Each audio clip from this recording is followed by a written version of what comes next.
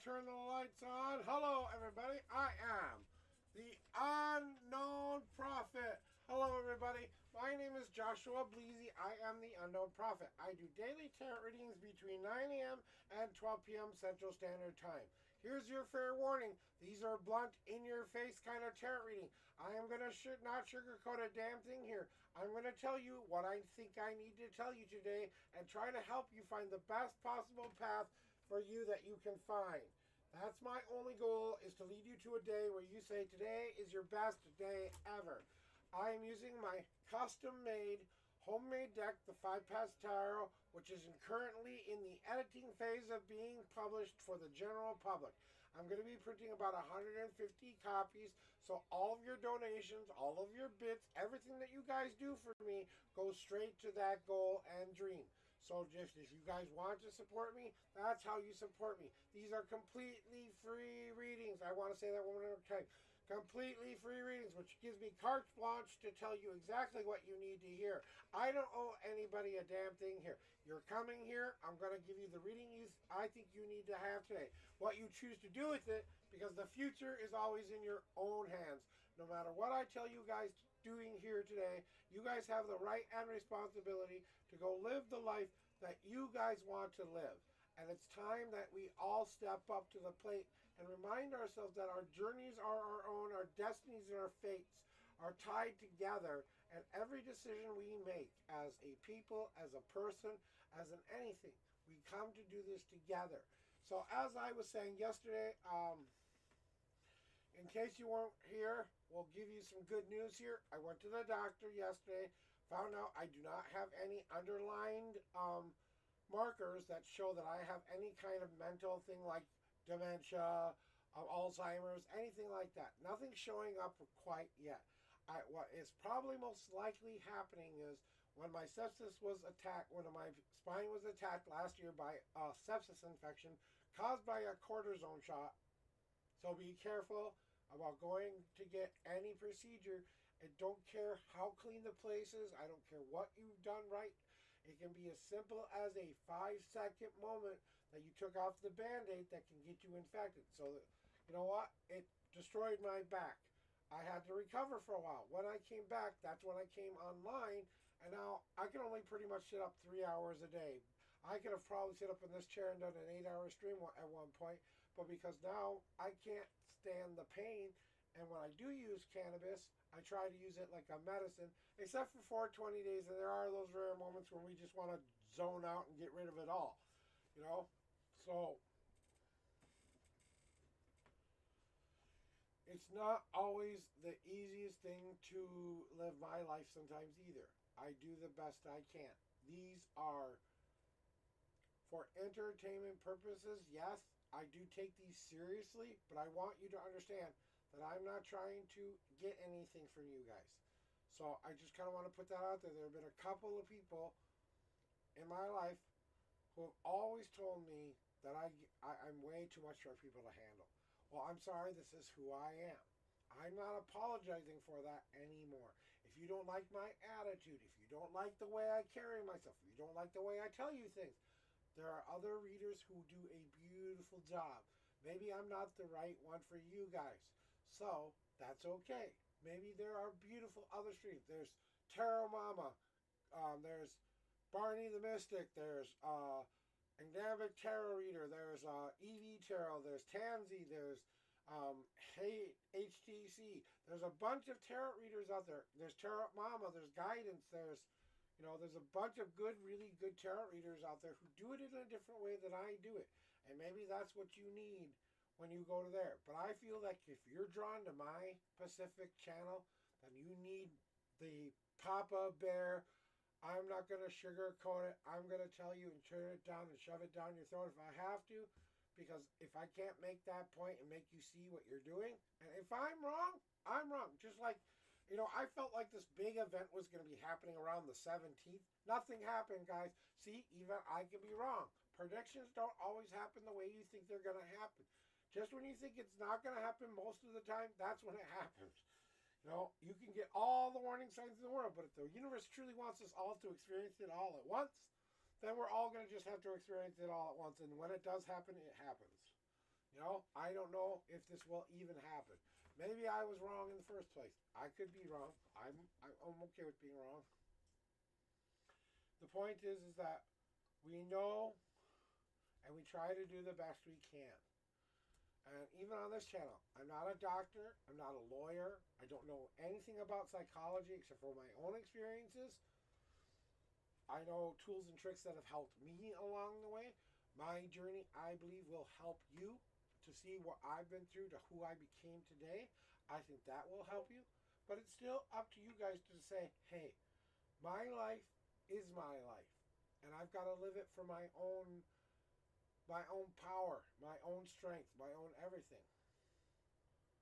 Because we don't know what tomorrow will bring.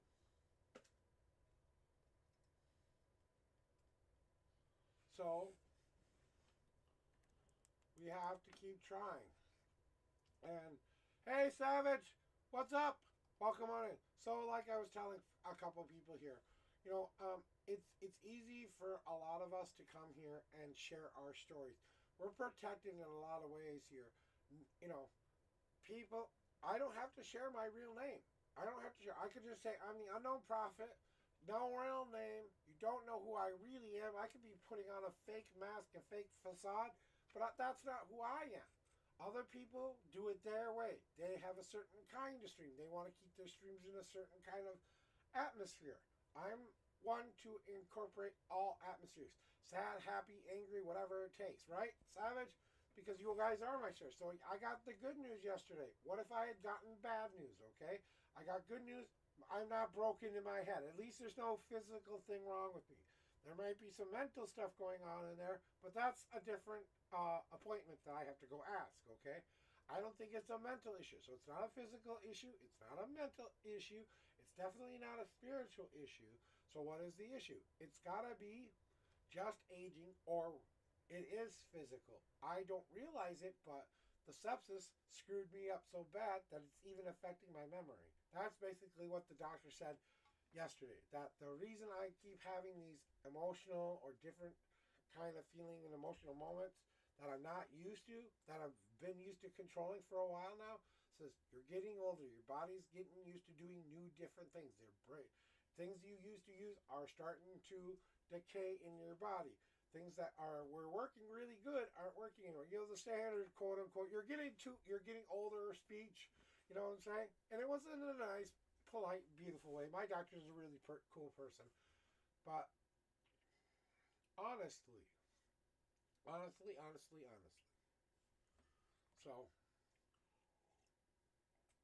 So, we're here. We're ready. So that's my little FYI news. And like I said, I have a different stream than other streamers. I'm a tarot reader. I'm not a gamer. I will maybe do some gaming somewhere down the line. But for right now, it's not my jam. I'm going to game offline for my own personal enjoyment. That's what I'm going to game for. Right now, I just don't feel like streaming gaming.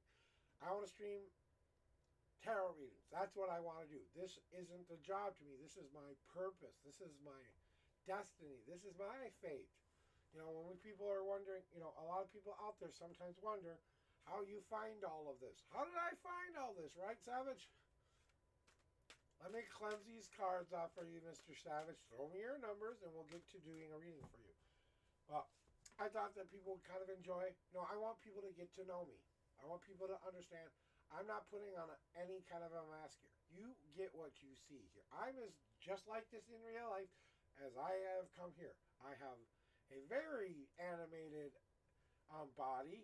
It seems like I'm yelling at you, but I'm not yelling at you. That's just the way I carry myself and talk. After about 50 years of repression, of being told I couldn't do that, now it's coming out like the lion, okay? So a long time of repressing those feelings, emotions of being powerful, and now feeling powerful. So I'm going a little overboard in that respect, but you know what I'm saying? Hey, Mr. Savage, when you throw me your numbers, we'll get to your reading.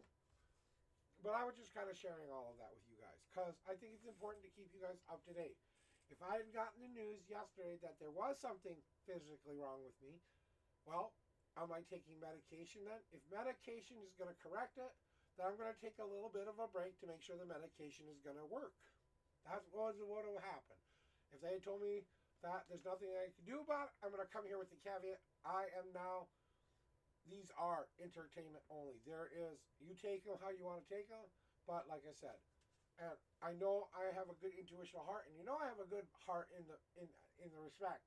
And if I'm ever yelling at you and screaming at you and you don't agree with me, that's great. I love that. Go live your own life. Don't follow a fool like me. All right, 4 and 44, just a general reading for you. One, we've already got a God card running away for us. So we've got one God card on the first shuffle. 2, 3, 4, and then the 44th card. And we want to find out, basically my pendulum is saying something and I want to verify it. Okay, 1, 2, 3, 4, 5, 6, 7, 8, 9, 10, 11, 12, 13, 14, 15, 16, 17, 18, 19, 20, 21, 22, 23, 24, 25, 26, 27, 28, 29, 30, 1, 2, 3, 4, 5, 6, 7, 8, 9, 10, 40, 1, 2, 3. 44th card is now on top. Here are all the old cards. Here are the ones on top. Let's see what they have to say about it. So we want to know about the situation. We're confirming what the pendulum has told us, basically. So we're trying to find out if my cards can confirm that that was a correct answer, right? So, and we want it, this is all about love and a love reading and kind of stuff like that. So, just want to make sure I know where we're at. I'm just rereading here real quick. Yeah, a general love reading, you're trying to verify something.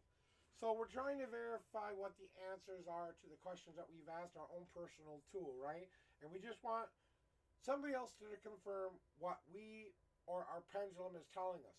We believe that the answer they are telling us is the truth. Do we believe that? I believe you do. Now, we just want to verify whether or not that answer is cohesive to what happens next. So, let's start with the past. You're trying to answer a question to get better clarity of a situation. You really want to know what is what, who is who. I'm doing great. Hey, look, first time gamer in the chat. One of the most lit streamers in the entire world.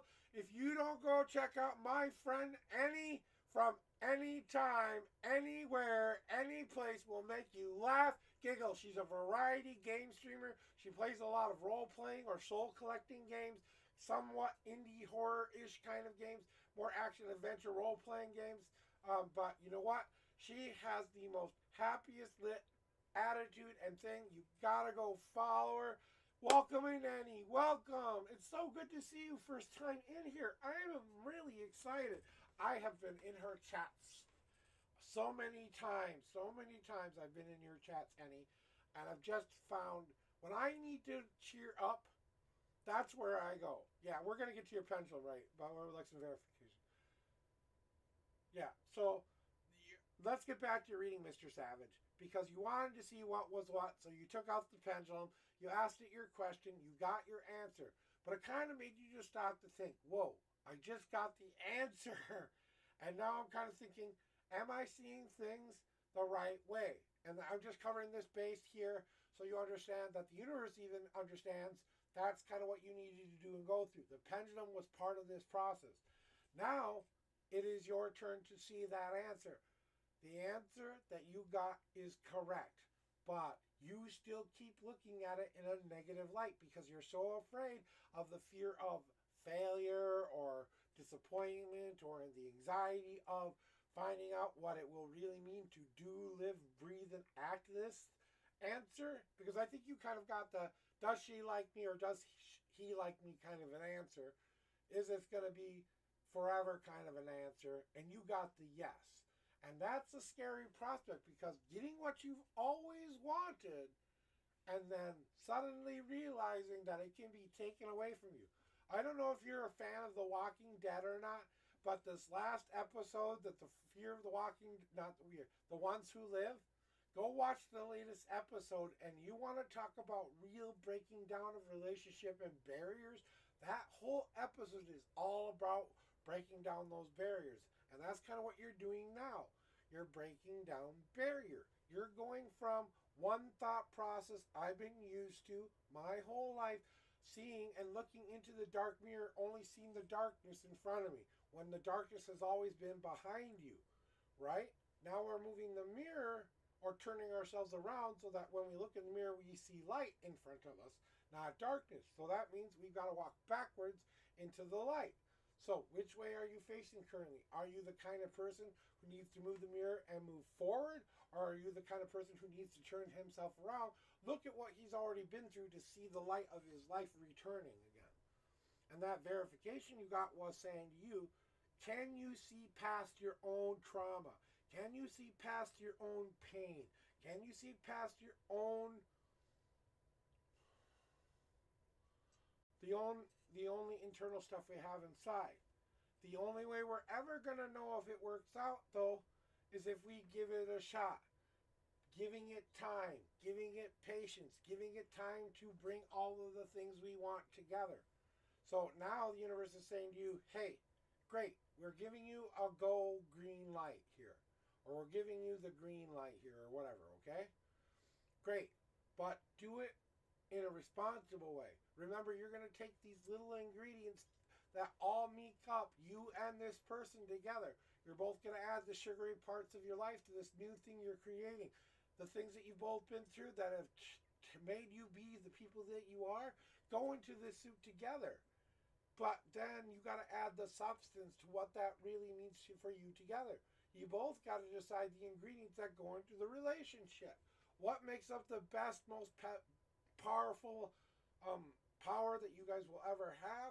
That what you decide will be what the relationship will be.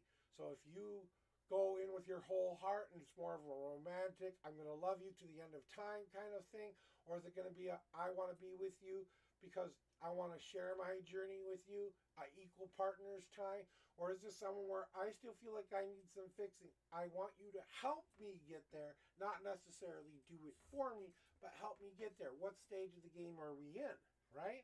So now we're bringing all these ingredients together and saying, are we ready to start this new beginning? Now, this is basically the dirt that the seed is in right now. And the seed of new beginning, or could be new beginning, is based on whether or not you're willing to take risk. You're willing to take the risk over the risk and the reward of that. Even if that reward is, I don't love you, I don't like you like that, blah, blah, blah, whatever the answers you don't want to hear are, okay? But that's life. You have to start looking at it as not a rejection of who you are, and more a rejection of I'm not ready for this yet. You know what I'm saying? I'm not ready for this yet. You can be all the ready in the world, but maybe that other person you want so desperately isn't ready for you yet. They still have more growth to go. Nah, we barely talk nowadays. It seems, according to my pendulum, we would be in a relationship by April, but it feels pretty unpotable. So I came for a verification. But the point is, the opportunity's there, Savage. And you know the opportunity's there. How long are you going to wait in front of that dark mirror before you move on and take a chance on love? When you're going to take a chance on everything that you are building up in your life. Can we make this a new beginning? But you can't do this alone, Savage. You have to tell them how you feel. You have to tell them why you feel the way you do. Why them? Why? What is it about them that makes them so special?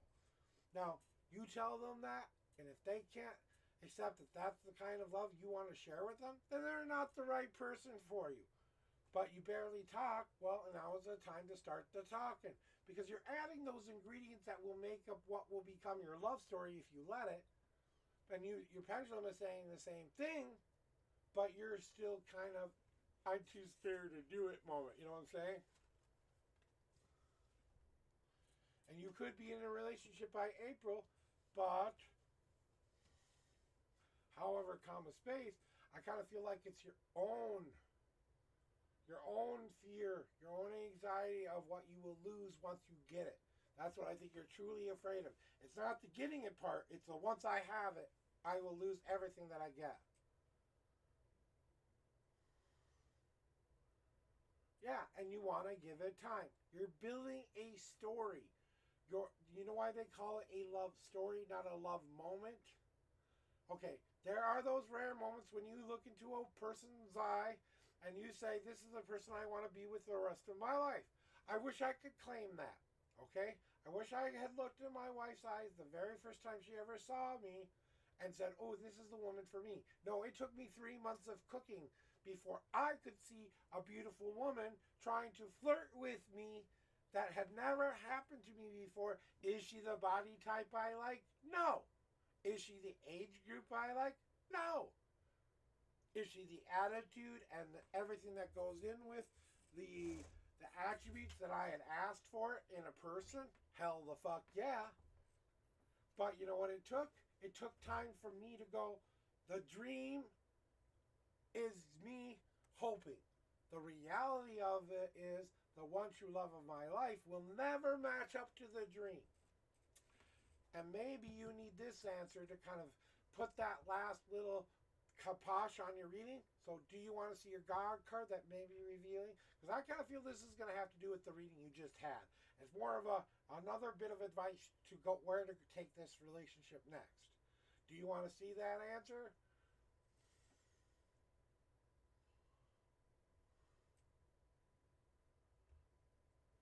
Yeah, exactly. She's not done cooking yet. You're done. You're ready. She's not ready. You know, it'd be like me coming and serving you raw fish. Are you eating raw fish unless it's prepared the right way, in the right manner? I mean, really raw.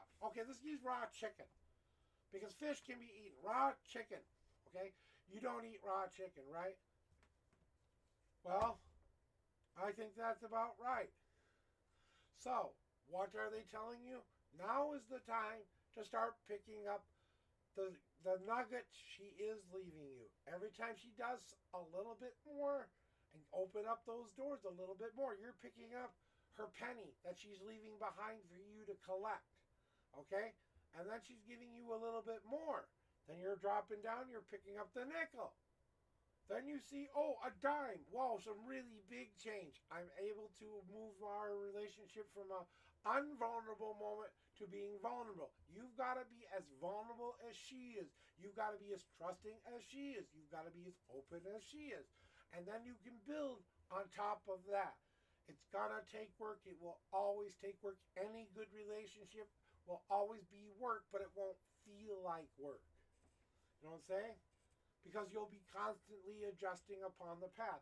And just like you are doing now, you're picking up the right kind of change so that when she is ready to be purchased or bought because she's done cooking now, and when you get that meal in front of you, your view on her may change in a better way. Because now you're not going to see the person who's still needing to be cooked who wants to spend their life with you. Now you're seeing the person who's done cooking who wants to share their journey with you. There's a difference, and you will see the difference. But when she comes to get you, like I told you to be the meat, or I told someone recently, you need to be like the meat that the lion has to hunt and chase. You have to be like the lioness who lays in wait, waiting for the powerful, masculine, overgrown guy. Only the roles are switched a little bit here. Because do you understand that if she comes to get you, what that will feel like to you when she actually wants you, how that feeling will feel when your emotions are finally validated? I needed some time to figure some shit out for myself. I needed to change. And I think that's basically all it is. It's you guys picking up the right kind of change at the right kind of moment so that when you've gathered up enough change, then you will be able to spend that on the things you want. As in the relationship I want, the life I want, the way we're going to live our love story together the way I want. And, you know, and I kind of think that you're letting your own fear and anxiety get in the way of your happiness, basically. And I think you just have to be patient and wait for that door to open for you. When she opens your door, when she says, "You own this. This is the key, the lock to my heart. You got the key. I'm just telling you to wait a little bit longer to open it." That's what we're talking about here. You have the key. She's got the lock. Now, you know what? You got to go to the special locker downtown that requires a little bit more security than you're used to. Okay. And how do I unlock this heart? Well, if I've got the key, I've got to put the key in the keyhole and try turning it a couple of times because maybe it's a new lock or a very old rusty lock that needs some DW40 in there. I'm trying to equate this in a guy way for you. So, gaming, if you're still with me, how has your streams been? And how have you been doing lately? I was in the middle of a reading and I wanted to finish that up, but now I'm coming back. So if you're still in here, the Gaming MP, we're going to give you a shout out first of all. And you are still in the chat. So even if you're lurking, I love my lurkers. You're playing Hello Divers this time. That looks like a pretty cool game. The last game that you were playing, God damn it, what was it? It wasn't Hello Divers, it was another game. It was more of a... Fuck. I can't remember the damn name of it. But anyway, the last game that you were playing that wasn't Divers, where it was more of the... you had to walk... You were walking in the world and you were beating this really big monster and I was like, get him, get him, get him, get him. And you were like dodging on one side of the arena and having to go to the other side of the arena to throw your knife at it and stuff. And I'm like, watch, she knows how to strategize. She knows how to move around long enough to take down this big ass ugly monster. And then you're like, oh wait, do I have to go down through the room to kill this thing? And I'm like, yup. I don't think you have to go down there to kill it. I think you just have to be in the right position to take off that last little, And I'm like, I'm sitting here ready to press the special sound alert that says, "Hello, darkness, my old friend." But she does it. She beats it, and we're all like, clap, clap, clap, clap, clap, clap. It was brilliant yesterday. You're the kind of gamer I aspire to be. 20 years of not playing games. I have no power after these eyes. Anyway. So I really want to say thank you for coming to check me out today. I consider that a deep, beautiful honor that you came here today. Annie, I'm really happy that you're here. You want a reading? I'm here for you.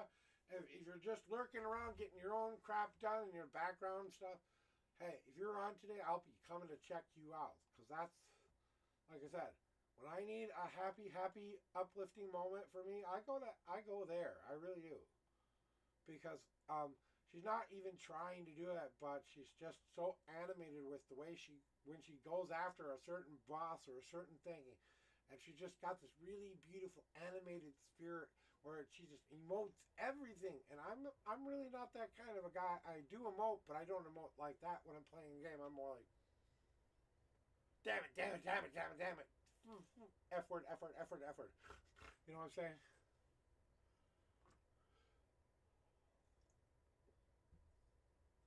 Oh, Tone, I wish I could afford to give you your medication all the way right now. One of my friends has got a disease. His name is the Advisor. He's got a disease where his hands actually and body stops working when he doesn't have the correct medication. And right now he's hit that wall in our system in America that we all like to say, God damn it, I have to reach a certain dollar amount of spending before you cover everything in my medical chart. It's like a premium or some shit like that. I don't really give a flying fuck.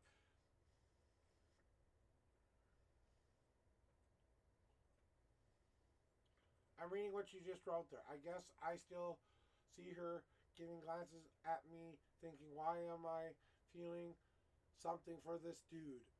I am a Cancer zodiac, so I know to be neutral, to be natural, a natural empath. Yeah, and like I said, you know what's going on with her. You're gonna know when the crescendo is starting to awaken in her. When she's looking at you, she's deciding. She's looking at you and she's deciding. Can he accept me as this broken woman? That's the question she's asking herself.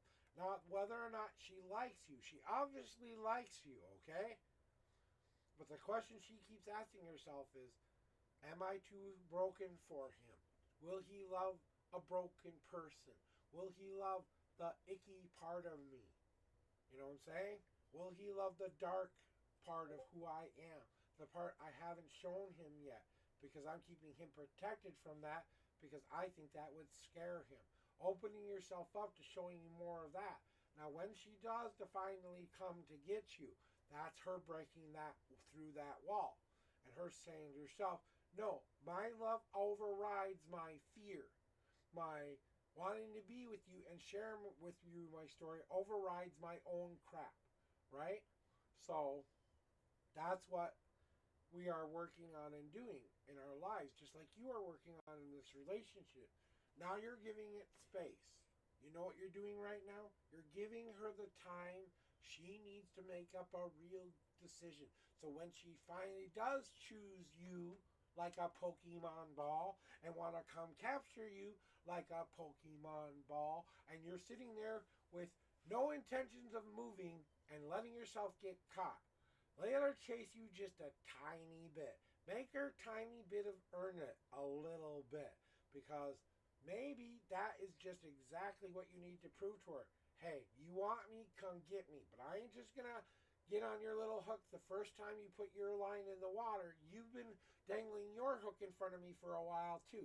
Let me give you a tiny bit of taste of your own medicine by making you get to know me and my stuff I haven't shared yet. Because you both haven't shared stuff yet that needs to be shared in order for you guys to make an idealistic relationship that you guys would want together. Now, this is all subjectional to the other personal, so, you know. So that's kind of what I was feeling for you there, Savage. It's not like your pendulum is telling you to go for it, but be patient. You know, your all of your readings are probably telling you something like this, to be patient, because it's like I said, it's that 5 minutes left on the hot pan that the chicken needs for all of that meat to be fully cooked and flavorsome and gather all of those flavors in it. We've got to leave it in the pan a little bit longer. And I think that the glances she's giving you are her indicating to you, oh wait, I see you. Oh look, what you're doing for me, not to fix me, not to repair me. You just want to share my life with me. And I think that's what she needs to hear the most. That I don't need to fix you. I just want to share your journey with you. If I can help, I want to help. If you don't want my help, I don't want to help. But I still want to be here through it all. Here's how I feel about you. When you're ready, if you're ever ready, I'm here waiting for you. But I'm only going to give you this much time. Because if you give them a blank check, they may never cash it.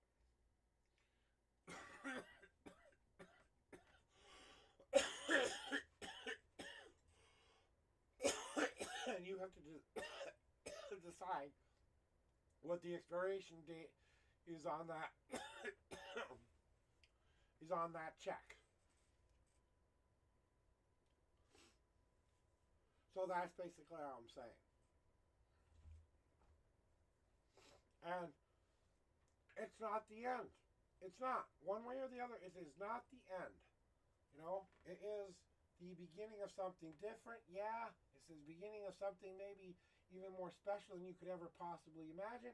Yeah, but it's still free will game time with both of you, because you haven't made the decisions that you want to make yet. You know what I'm saying? Even when I was in my darkest hour of trying to find love, I was ready to accept a woman who would never love me in return, because I was so desperate to be with somebody. I would have chosen any kind of love, you know?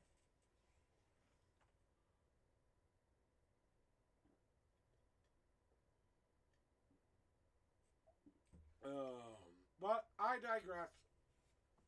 I don't know it all either.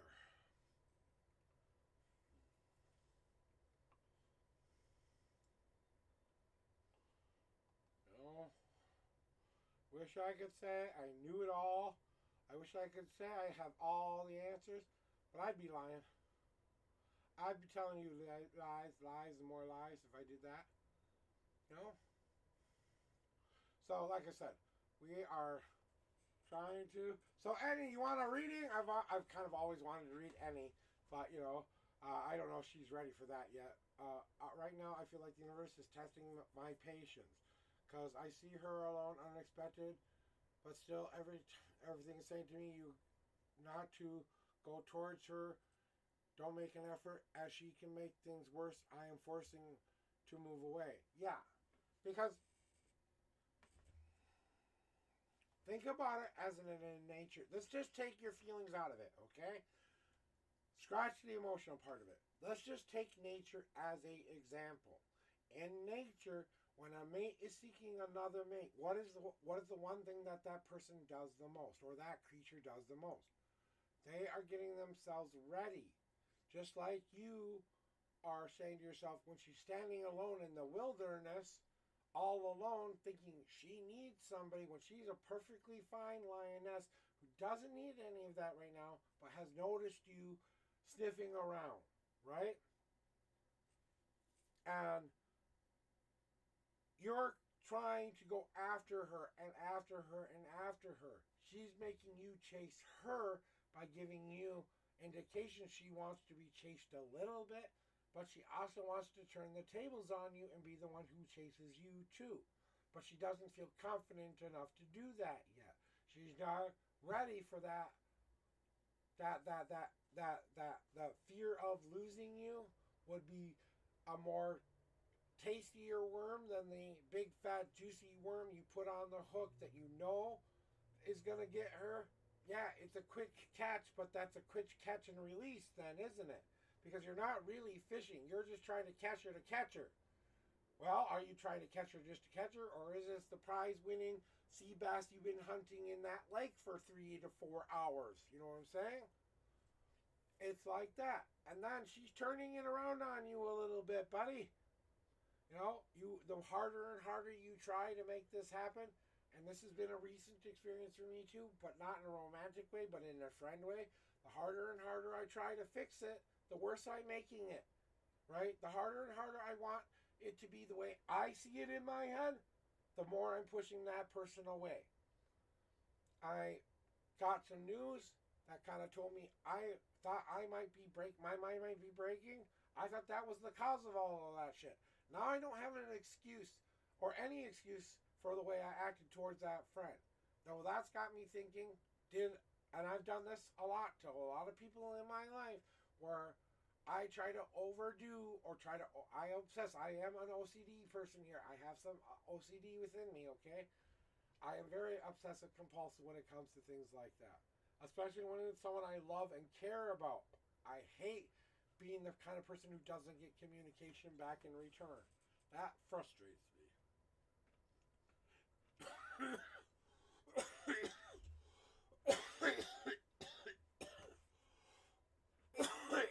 But just fly.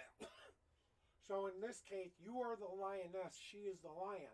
She was trying to let you capture, but not easily. Because it's about the hunt. It's about the getting to know. It's about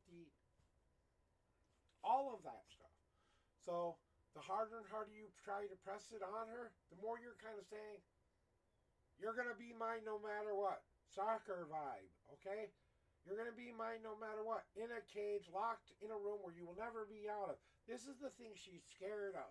She's scared of being trapped in another relationship that is going to be crap again. So I overly obsess over the stupidest, smallest things. And the trick of that, getting over that stuff is accepting that there's no more that you can do. You have to watch and wait for the sign that she says, dangle, dangle, dangle. This isn't the big juicy, I want to catch you and release worm. This is the, I want to capture you and keep you on my wall forever kind of worm. You know what I'm saying? I'm pulling out the specialty doohickey that I put on a line. I do know a little bit about fishing, but my brain isn't working today. lure. You know, you got the right kind of lure on now that captures the best or her feelings or her heart. And you're both trying to find the best avenue for that possible. That's what it's more about.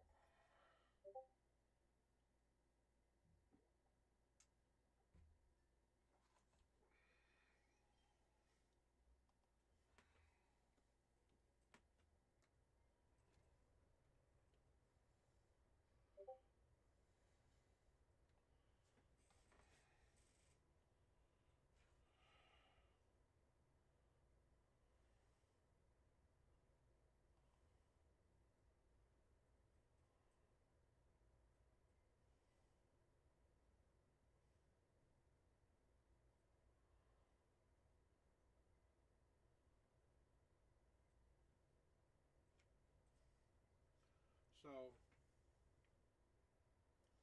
uh, now seeing what you're saying here. Right, exactly. And I'm just saying that I think you know most of this already there, Savage.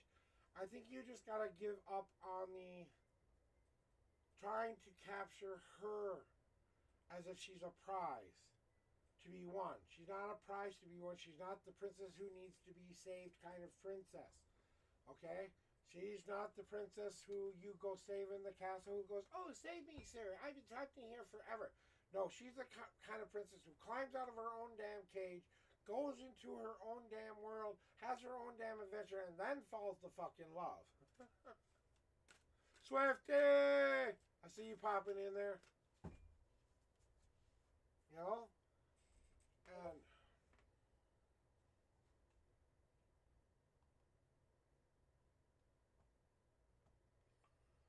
I might actually get to see my friend later.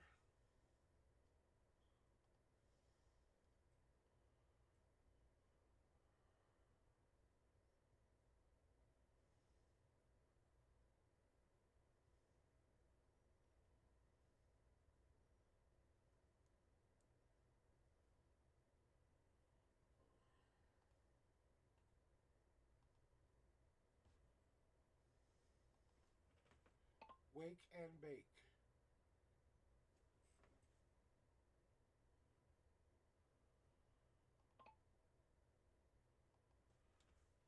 Have a lit day, my friend.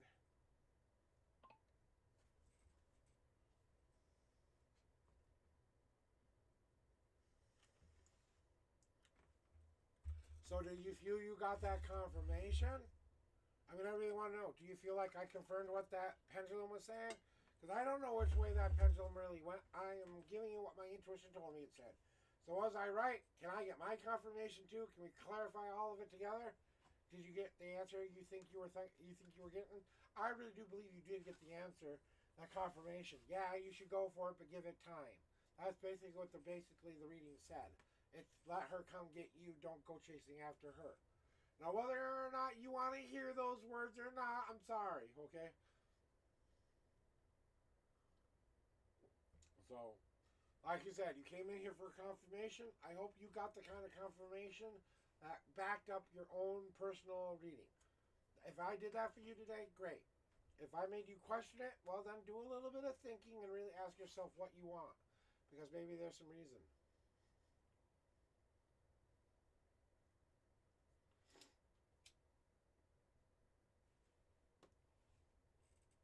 Sometimes you can want something so bad, and then we finally get it, like we wanted it on Christmas morning. We play for it about a week, and then we go wanting another toy. You know? And I don't think that's you. I think you're more of the, I appreciate what you got me for Christmas. I'm going to take care of this toy and play with it responsibly. And now all I have to do is treat it well and make sure, maybe even leaving it in the packages if I want a collect of it. But I bought this toy so we could have fun together. Not, I didn't need to buy her. I just, she just was a gift given to me. Like on Christmas morning. Let that be your love story. Whether or not that happens, it remains to be seen because, like I said, free will game time is in play right now, You're both making the right choices for yourselves. If they come together, that's when you say, you notice now she's starting to chase you back.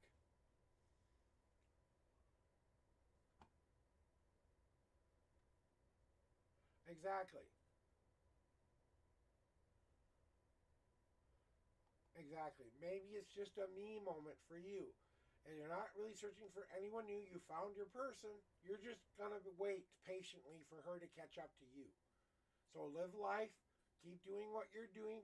Keep showing her how you feel, how much she means to you, what the benefits of having you in her life will be, and then crack that communication bubble open and share the real shit. Once you've shared the real shit, I think there will be a moment of understanding and a blossoming of real, true love. That's what I think will really, truly happen. And that's kind of what my intuitions are telling me. But it's going to take time to get there. Your love story is a story, not a Goonie adventure, okay? My world, my life, my wife, Goonie adventure. We have a story, yes, but we're on an adventure. We don't know where this next part of our lives are going to live because I believe that the dream I got when I was 18-year-old, I've accomplished all the things that I was told when I was the 8-year-old boy. Everything from this point forward is free will game time. I don't know what's going to happen after this point, at least with my own life, because my life is starting to end. I've got about 25 to 30 years left in me before the gods will call me home. That's what I honestly, intuitively think. If I'm really honest about it, because I was promised about 25 years of happy and peace, but we'll see how that works out. Maybe I will, maybe I won't. And I'm thinking to yourself, 10 years of peace can mean a lot of things. I can be in a coma for 10 years and have peace, okay?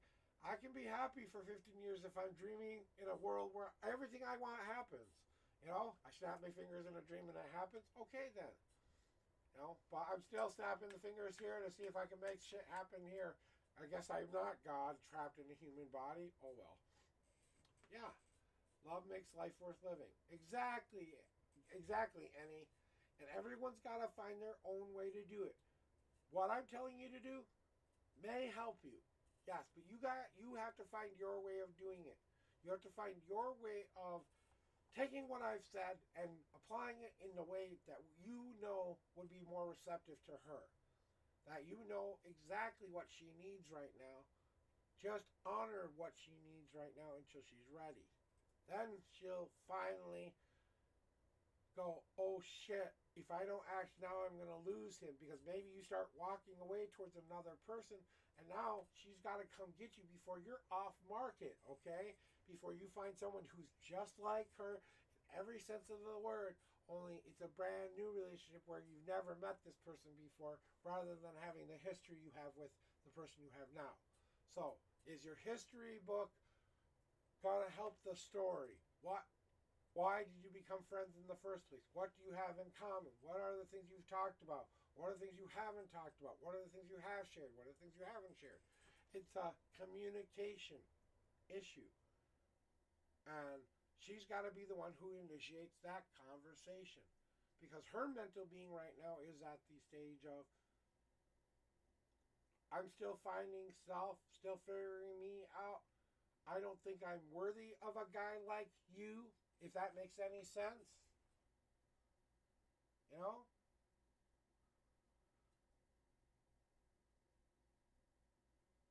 Exactly.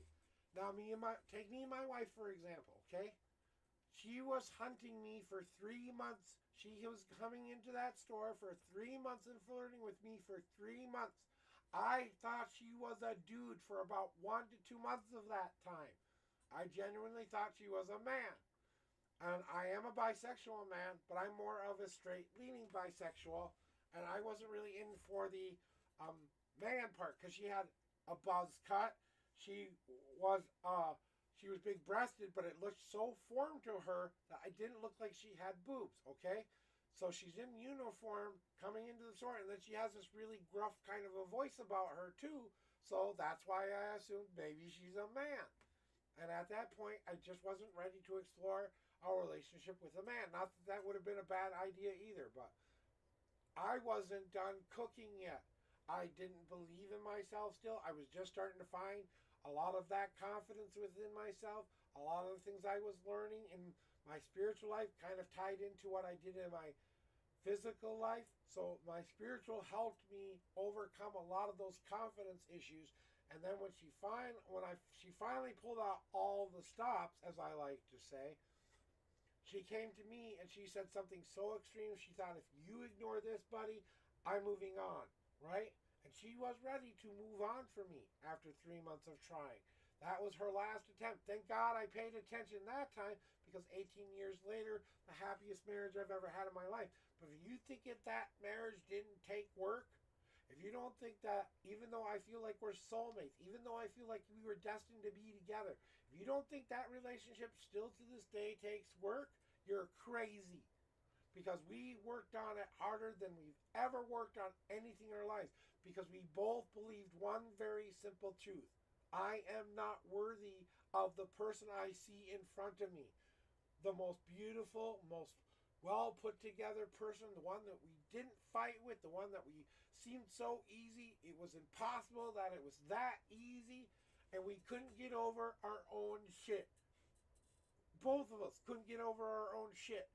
So we had to make a pact, right? That we would share everything, even if it hurt us to hear it. We weren't allowed to get angry or mad or upset about it. We were allowed to share how we were feeling, and those emotions could come out. But at the end of the day, we've got to find a way to bring our two worlds together. And, both parties have to be willing to put in the work and the time and the effort it takes. And sometimes, when we're waiting for that love to come to us and being prepared for us, just like a good chef will not serve you a meal that is not ready for you to eat. Okay? You'll eat that meal and it'll be the most flavorsome. You can get a meal that's cooked by a really generally good person who cooks in there, and get the exact same meal made by two different chefs and they taste different. Well, she's kind of doing that. She's taste testing where we are in that relationship and going, is this the right flavor I'm looking for quite yet? And that moment when you finally find that flavor or that thing that goes, oh God, this is the best meal I've ever had in my life. Even though you've had that meal so many different times. You know what I'm saying? And sometimes it's okay to let the girl chase you. I know it's a foreign concept to a lot of guys, but they're just as aggressive with love as we are, if not even more so, especially when they need that time and space to prepare for a real good relationship. They're preparing themselves for a big change. So they've got to empty the cup to get ready to fill it. That means emptying yourself of your anxieties, your fears, the things that keep telling you you're not worthy or not worth it. The person that's staring you in the face does love you for all of that you are, and accepting that that's the truth. And then opening up lines of communication, working together as a team, doing your own separate things that don't have anything to do with one another. You got to have your own lives too, as well as bringing your own lives together, because you are always going to be an individual, And I think a lot of people can attest who have good, healthy relationships out there that if there's no communication, there's no way to fix anything in a relationship. Communication has to be number one, as far as the number one thing we have to do. Love has to be there in return. I have to say I love you. You have to say I love you back in return. That love has to be as equal. I have to love you just as much as you love me. So if I start to feel these little voices in my head saying, oh, she doesn't love me because I'm doing this today.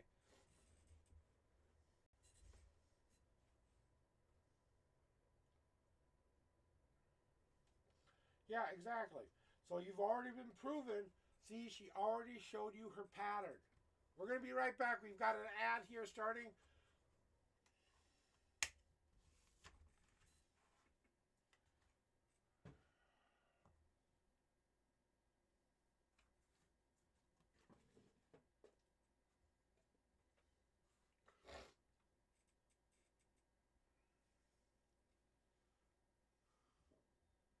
Maybe that's not such a bad thing.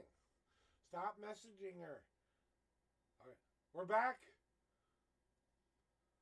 Like the second person who I feel like I've had a connection with, The first one, she just typed that due to religious differences, I can't do that, and that's a valid reason. She gave you, at least she gave you an answer to why she couldn't. Exactly. So there might be a very real, ethical, and real reasons behind why she loves you, but she can't be with you, Romeo and Juliet style, but without the death. Okay. I want to be with you, can't be with you because our families are so different or our faiths are so different that they would never accept us, right? So are you willing to say, hey, if I converted to your religion, could they accept me? Are you willing to go that far for love? That's what I'm saying. Maybe are you willing to change that much of yourself to fit a narrative where she can love you in an appropriate way that's good for her life? How much of yourself are you willing to give up to have that love? You know? So you got to ask yourself that too. What am I willing to get rid of to be with this person? Am I willing to give up my own personal beliefs because I love this person enough? Me and my wife, she's a witch, yes, but she's a druid first. That's a different than I am. I'm a Wiccan. She's a druid. She follows more of the herbal, living off of the land, only taking from what the land gives you. It's more about living in the earth and the herbs and living in the actual world we live in and how we have a symbiotic relationship. Now, Wiccan is the same thing, but we're more based on the helping of renewing a personal spirit, renewing a personal self, having personal achievement, overcoming, finding self, finding power, finding all of that stuff, will and intent. You know what I'm saying? And when I was in that cooking process of figuring out what it meant to be a powerful person for the first time, what it meant to believe in myself for the first time, what it meant to recognize someone was liking me instead of me not liking them, someone who actually wanted me rather than me seeking them out was a new experience for me. And she did actually get down on her knee and propose to marry me. And I thought she did that without a ring in her hand. She did that with nothing more than her heart. You know what I'm saying? So, and it took us on a journey because we had to learn how to cherish one another for even the icky bad parts. She knows all of my dark secrets. I know all of her dark secrets. And they're not that bad. We think they're bad because we're human.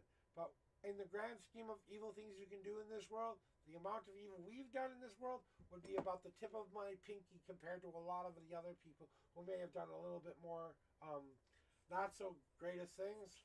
But so most of those times I was doing not the right things were moments of desperation and or survival. So not every bad guy is a bad guy. Some bad guys are just trying to survive and you're the one who's in their way of their survival. And that feels like tyrannical crap to you sometimes. Right.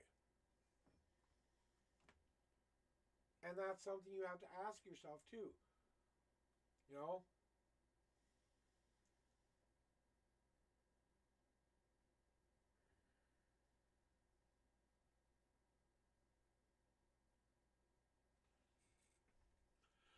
And that's something that you're going to have to ask yourself. Is the faith that she believes in, is what she believes in, override your love for her? Right?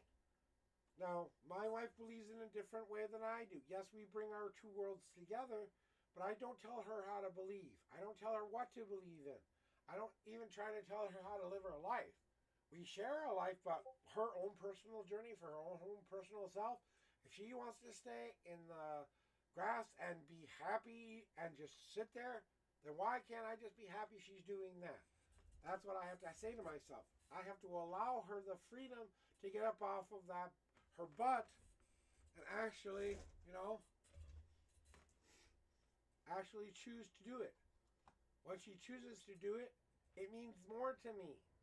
Because then she actually got off of her butt when her normal status quo is to not do anything. When she does do it, it impresses me because she's a double amputee trying to learn how to do things in the house. I keep challenging her to do things like housework and stuff like that. But I know she hasn't gotten that confidence level up to do that quite yet. She's still trying to learn how to get used to the new leg here. She just got a brand new prosthetic that's going to be turned into a permanent, hopefully in a couple weeks here. And she wants this to last. This is going to be one that lasts a lot longer for her. And I don't know if I'm right or wrong about relationships all the time either. It's conducive to both of you. You got to find your own way to do it. My way of doing it may not work for you. Okay? You might have to find your own way of doing things. But if you don't give it the time and space and energy to breathe, and you keep hovering and keep crowding and keep, when are you going to love me? When are you going to love me? You know what that does? That scares you. That scares you into thinking you're overbearing. You're OCD about it so much that you won't let me go. Stalker, I'm going to do something bad to you in the future. All those fears you are feeling are coming up because you can't see past the I just want to be with you part. That's them not having a fixed mind because they don't believe in themselves. They don't think that you're someone as beautiful you could ever love them. That's what they think. And I believe that's kind of the case with you and this girl. It's not that she's not ready. She just doesn't see the beauty in herself enough to say, I have earned you or I deserve you. Then when she finally goes, ooh, yummy, I want some of that, and she finally comes to get you, and you're all like, thank God she finally gobbled me. I want you to pay attention to how that relationship starts, because I bet there will be some communication that you'll have to work on together, that there will have to be a new understanding of both hearts are going to do some things that may not agree with the other person, but we can still be together. It may not be in a formal way, like boyfriend, girlfriend to the world, but secretly we will be in love. We might not be able to share it with the world, Romeo and Juliet style, but we will be in love. I will still not be able to be with you because of your faith, because of your XYZs, but I will be with you. You know what I'm saying? So it could turn into that kind of relationship. So that's kind of that's where you're teetering right now of the kind of relationship you're going to have with this person. Right now, your choices are kind of right in front of you. A, you guys grow together and create your own love story. That's the most probable, the one that I see the most happening. What I see happening is the breaking down of communication. And when you finally get into this person's life and live with her and breathe with her on a daily basis, some of what you used to understand about this person will change and may change your thinking of whether or not you still want to be with this person. Because now things have changed. She has become a different woman or person. We do it every day. We become new, different people all the time.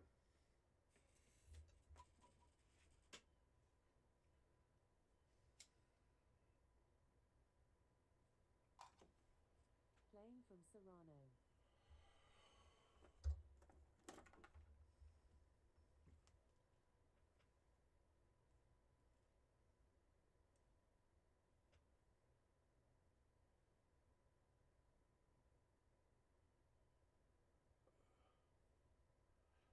Nothing.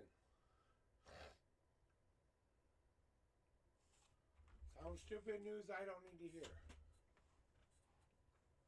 If you can do that for a person I feel connected with, then yeah, I accept them. Even practice Christianity for my own current crush because it isn't much conflicting for me. Yeah, exactly. You know what I'm saying? It's not about the faith that we conflict with. It's the moral standpoint that I'm going to take the worst extreme possible. A Christian and a Wiccan marrying one another is a tedious yet very complex relationship, right? Because at one point, you've got one person saying one set of moral codes that conflict exactly to the opposite of your moral codes, okay? So, now, I'm a Christian who believes in only one God, believes in the story of Jesus, has his heart and faith to that deity because it has helped me in my life become the person I am. I can't give up on a relationship that's been longer standing than you and I have right now. Okay? Jesus is a kind, compassionate man. Jesus might be able to and that faith might be able to have enough compassion to overlook the other faith. Now, we're going to take my faith, for example. A lot of people think, we're a dualistic personality kind of a faith. We have two gods. We have a woman and a man God. We believe in nature and life and experience and free will and manifesting destiny and manifesting your will and intent into this world. The rule book is don't try to hurt as many people as you can and try to live by a code that is going to be helping of all the people you want to help, but we're going to hold you to account here, this world, this time, this moment. So if you do something in this world that hurts somebody, we're going to hold you to account of that. And now bringing those two different religions together to see the benefit of the other side of the coin. Whereas Christians are very forgiving and compassionate to a point, right? There are certain people they don't want in heaven. There are certain things they don't want in their kingdom. There are certain things that I'm not going to say here because I believe that faith has valid reasons for that. I'm not here one to judge their faith and their religion. Neither are they here to judge mine. No, we don't have the same kind of heaven they do. Because when we go up to our heaven, it's not really a heaven. It's more of a way station for us to decide whether we want to become more of the bigger part of the energy of the whole world, or we want to come back and experience something new and different again and try our hand at living a different life, right?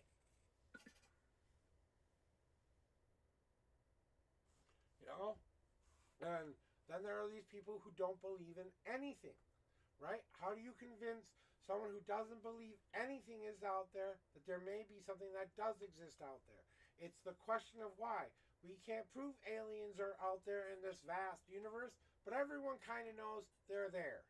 There's too much space, there's too much things that could happen in the universe to say we are the only living things in all of that. That is a very big, conceited, stupid thing to think as a species, that we are the only things in existence here.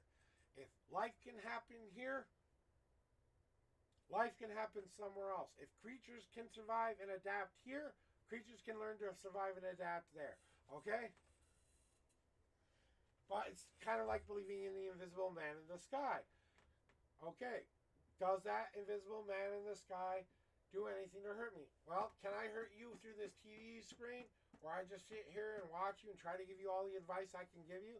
Hey, Savage, can I make you do anything I just told you to do today? Is there any way I can come there, make you do everything I just told you to do?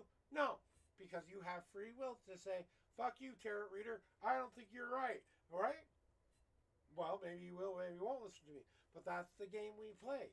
They give us carte blanche to live our lives the best way we can. They want us to make good possible choices, but they know we need to make bad mistakes too, because we're here to experience this life.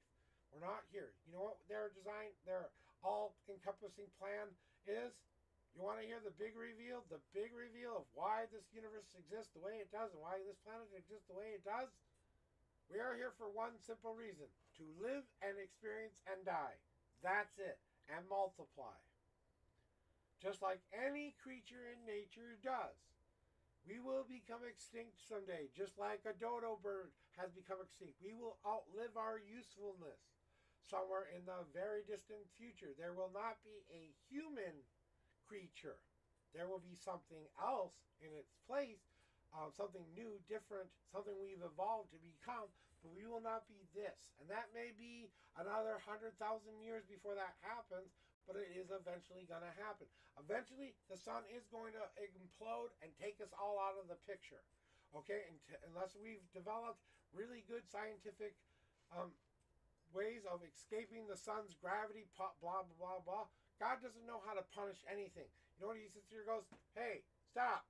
Hey, stop. Don't go into that room. Hey, don't go into that room. Don't go into that room. Don't go into that room. Fuck! Watch out behind you. You know? And they're not punishing you. And then they have the ability to send this little tiny signal to you telling you not to go in there. Oh, wait. My brain just said I shouldn't go in there. Blessed be Happy Ostar. Oh, yeah. Happy Ostar to all of my pagan friends out there. It is the first day of spring. Blessed be. May your growth be started today. May new beginnings allow you to start. Today is the day to really decide what you want to plant into that ground, because it is already starting to show, and we're going to get some much needed fruit from that in the future. But we have to allow it to grow. So happy spring, Rapid Wombat. Thank you for reminding me. I was going to say something later, but I was like, okay, we'll see. Because not everyone celebrates the first day of spring. Not a lot of people celebrate Ostara the way we do. Ostara was originally, Easter was spring. Okay, so Easter came after the spring equinox. Okay, equinox came first. We honored the wheel of the year. We honored the phases of the world. Because that's how we had to learn how to live and breathe and how to function. We had to have a concept of how much we could get done in a day, how much we could do with our lives. We had to have a concept of that. So our concept was, now new growth is beginning at this time of year. Any kind of climate anywhere, it's that time when the cycle renews and when new growth begins. Everything comes to a point where it dies, but it always comes back.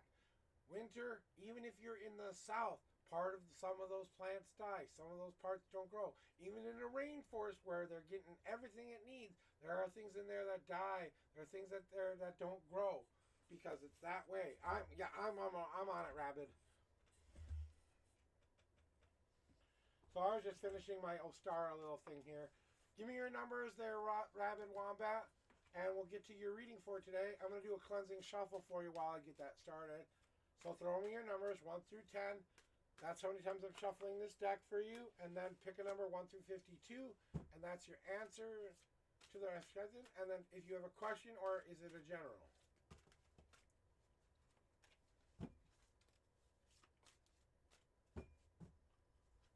Okay. Here are your 5 official shuffles. 1, 2, 3, 4, 5. No God cards for you. And we have a number 7. 1, 2, 3, 4, 5, 6. And just want to clarify, is there a question or do we have just a general? Rabbit.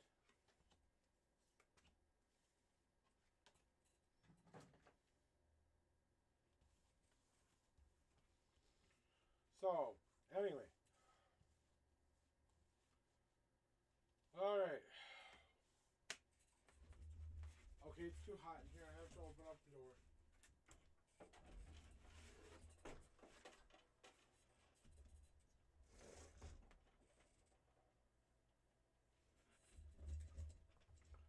It's getting too hot in my room. Yeah. So, I'm not sure if you need a general or not, but let's get started on this whole thing for you. You're saying, wow, you kind of know what's coming here. But, it is a lot about, your generals.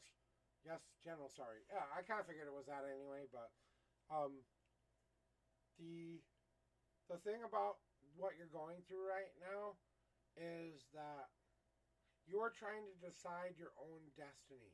Like, you've had dreams, you've had goals, you've known what you want to do, you know what you're supposed to be doing. It's how you get there that's been the problem for a while. So you're trying to bring what you know you're capable of doing and what you think you have to learn, or what you have to become, or what you have to earn, or what you have to overcome and overdo in order to get these two sides of ourselves together so they make sense, right? And we keep trying to bring these two sides of ourselves together, the dream part of ourselves and the logical part of ourselves, kind of sitting there going, okay, we're not really at war, but we're really not friends either, okay? We know each other exists, and we know each other has to exist the way it exists, right? But you're kind of trapped in this little bubble right now of saying to yourself, I don't want to choose your side or your side, right? These crazy dreams I've been having, and I just saw you say that as I started to look up, as I started saying that, these crazy dreams are your manifesting reality coming to a conclusion. You're manifesting the destiny and fate through subconscious and dream, telling yourself exactly what you need to experience or go through in order to get to where you want to get to. These dreams are going to help define your destiny. If you believe in the dream and allow it to, it can become the most powerful thing that has ever led your life. Because I was a person of dualistic personalities. I have a very dualistic personality naturally. My brain doesn't know how to separate the am I doing it right or wrong kind of a deal sometimes, right? I have a very light, I don't know what it's called anymore because it's so light. I barely notice it. It's so much a part of my persona now that I've just accepted I'm not going to be able to change that, right? So there's a very dualistic personality disorder in here, okay? But over therapy and medication and years of learning how to walk what I call the gray in between both worlds at the same time without living a logical life or an emotional life, I said, fuck that. I'm breaking the barriers and saying, I'm going to walk in what I call gray. Both of them exist at the same time. I am going to use my dreams, use my goals, use my energy, use what has been stopping me to fuel me. I'm going to use my dark half and my light half however appropriate I want. Because it was this moment when I chose my destiny. When I said to myself, I wanted to become more like the man I saw in that dream. That dream was telling me I would have to live through a half of a life of darkness in order to live half a life of light. I would have to experience what the unknown had to teach me, what all of that darkness had to teach me, so that I could understand what manifestation and bringing it into a real world is, right? Just like you're doing now, you're finding a way to bring both worlds together to start to sing in harmony with one another rather than at war. We're learning how to walk in that gray in between, not in a good or bad world or a logical or emotional world. Now we're choosing our destiny, and our dreams are starting to give us signals and signs of what that may be.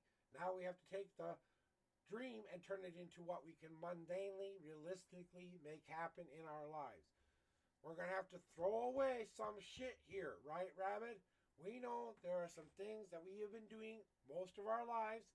Some of this crap that we've been hanging on to, both in light and dark, has to be thrown away so that it can be turned into something more useful in the future. And let me give you an example. I'm very proud of who I am, yes. But that comes from a place of me wanting to be accepted. I need to get rid of wanting that part within me into the banana peel of banana peels, right? So we're going to peel that banana. We're eating the banana. We're not going to just throw this banana peel away. We're turning it into the compost pile of life. So those anxieties, those fears, those things that kept stopping us from growing and becoming something useful in our world, now we are putting it into a compost pile so that we can start to let these things gradually move out of our lives so they can gradually turn into something more beneficial in our future. That's what we're going through. We're allowing the universe to allow time to happen so that when these things come back to us again, when we're ready to face our anxieties, when we're ready to face our fears, when we're ready to face all of the stuff we haven't been ready to face, we start tilling that soil up from the bottom of that compost pile. And what do we get, Rabbit?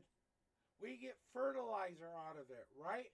So the crap that you threw away now just turned into something that's going to make your garden grow like a fucking wildfire. Now we're going to actually use this shit to our benefit. How can I use it to my benefit? Well, maybe it's time I stop sitting around waiting for answers to come to me. Stop making plans, because you're a planner. We like to plan. We have to have a plan. We need to have a plan. Maybe it's just time to go get it. Stop having a plan and say, what one thing do I need to get through? What hills and valleys do I need to climb over to get to the end of my goal? How determined am I right now to get what I want? How determined am I to get to the end of my path where I know I've accomplished something in my life? The plan works great. It shows you just how beautiful planning is. We've planned enough. Maybe it's time to take a harder path where you just go and try to get it. Fuck the planning. Fuck the way to get there. Go to what you actually want in your life.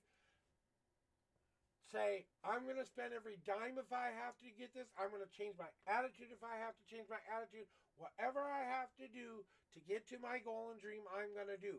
But once you get to the end of your goal and dream and you actually accomplish it, you're going to go through a way station to let that lesson soak in your life. Rather than when you would take one step, let it soak in, move on to the next step, you're going to have to give yourself maybe a week, maybe 2 weeks, maybe a month, maybe a full year to soak it all in so you can adopt those new things in your life that you had to get rid of in order to overcome that. It's all about the overcoming stuff. You know, Bestie, hey, your best Tansy's in the chat, one of my VIPs. Everyone throw her a hi, hello, how are ya? But Rabbit, it's not about that for your journey right now. What we're trying to understand, what our destiny has been trying to tell us, Wombat, is that we know we were born.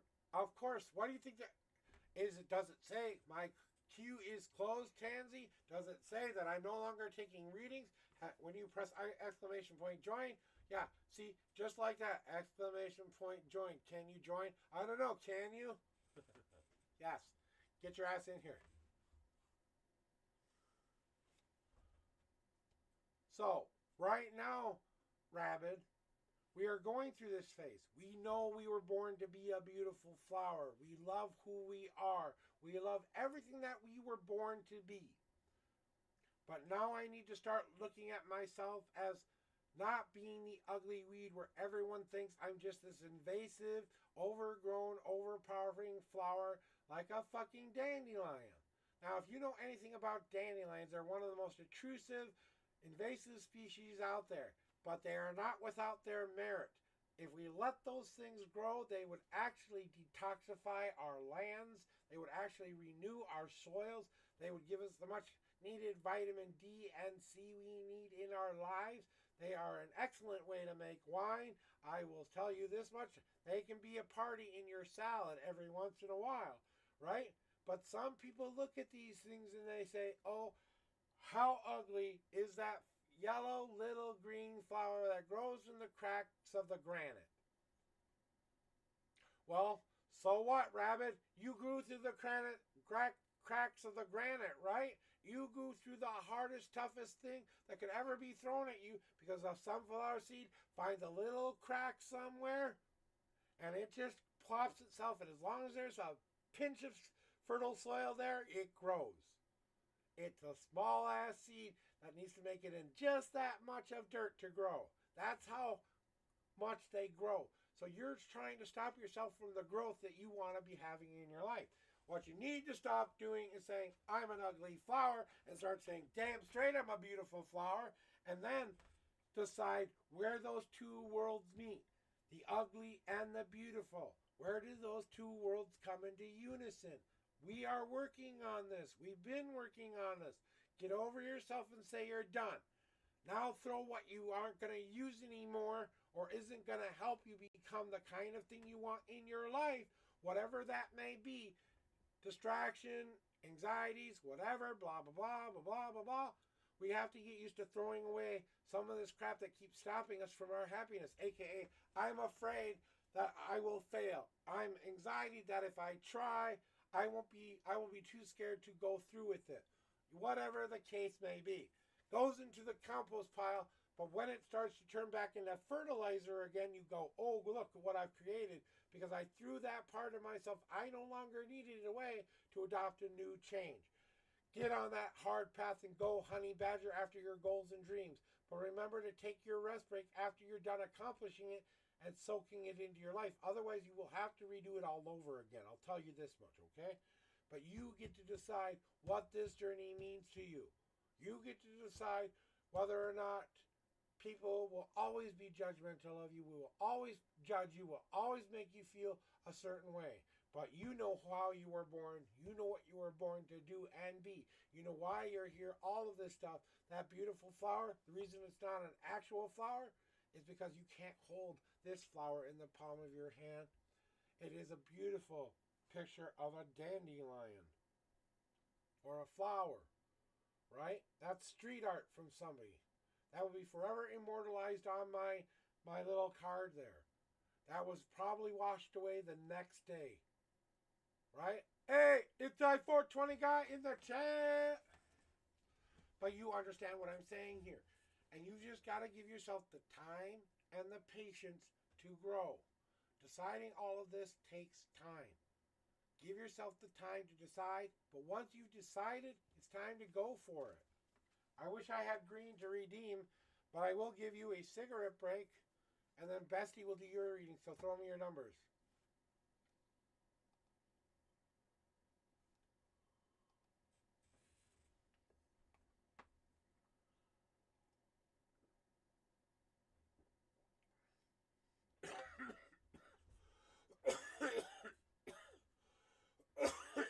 this last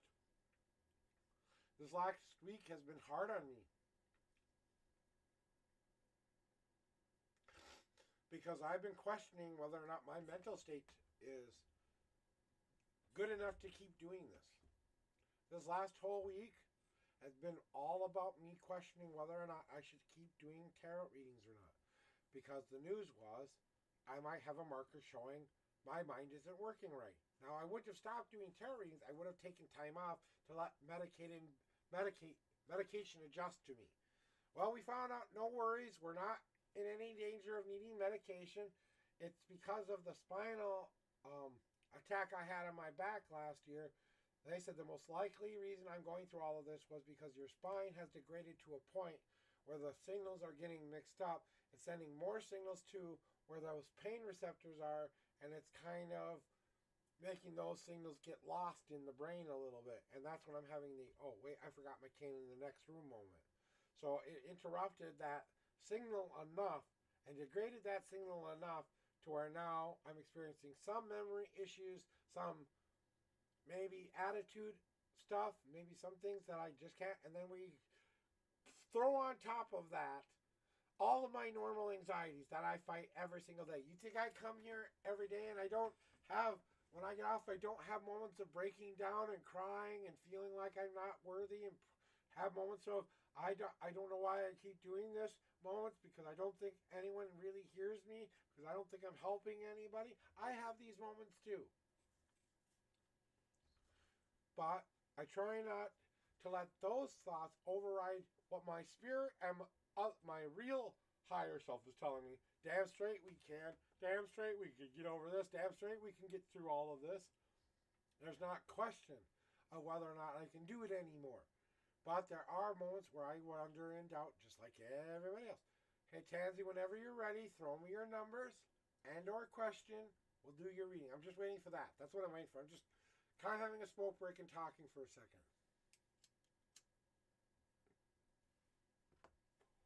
Let me read your question.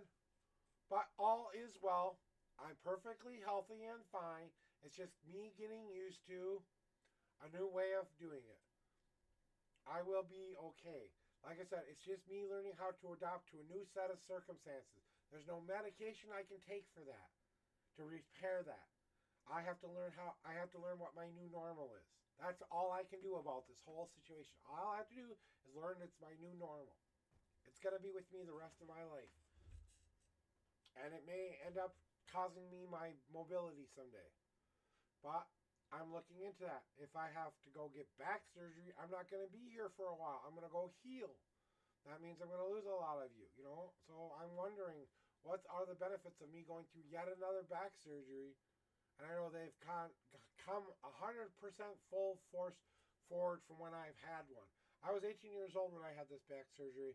Now I know that I have to do my due diligence and go get the right kind of imaging and testing and stuff to see if that's something we actually want to do. That means going back into a back doctor and saying, hey, I want this fixed.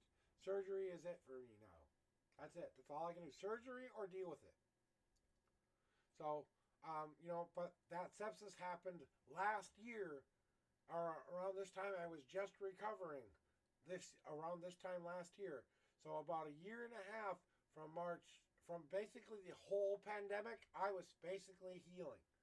I was in bed for almost 6 months with no way of getting out of it because my legs and back would not allow me to do that.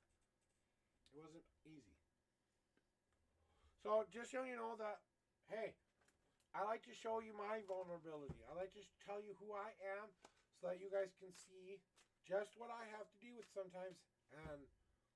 And even though I'm coming here to give you the advice, and even though I'm coming here to help you, even though I'm coming here to do right by you, I do understand that sometimes my own shit gets in the way too. Okay, even when I'm reading, it can be an OCD moment. You wonder why I keep saying over and over again some things. That's the OCD. That's the anxiety coming out.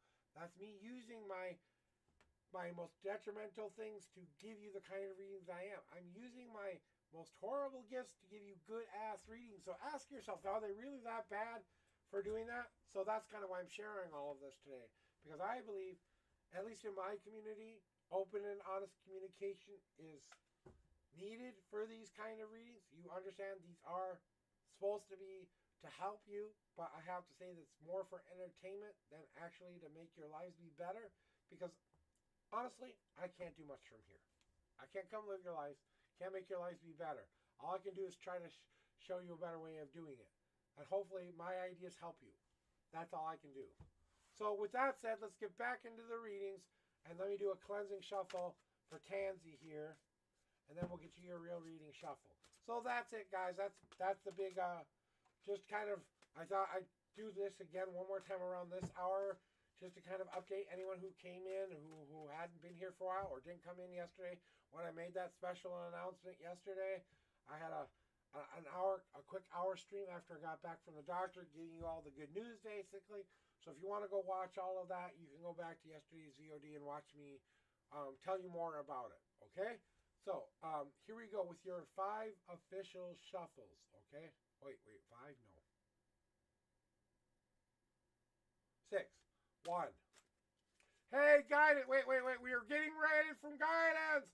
We're getting rated! Oh my god, we're being rated! Oh my god, hey, we're being rated by the guidance man himself. Wow, thank you for bringing your community in with me. Thank you for bringing all of your friends and family here.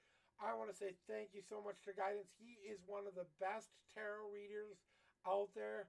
He does it a lot different way than I do it, but you know what? The way he does it is genuine and it's real, and he gives you his honest, open heart and emotional feelings with it. He does it a different way than I do. He's not blunt about it, but he's very, on point with his readings. His readings are usually I would say 99.99% accurate in my humble estimation from getting the readings I've gotten from him. Because even I, being a tarot reader, go to other tarot readers to check my own shit in.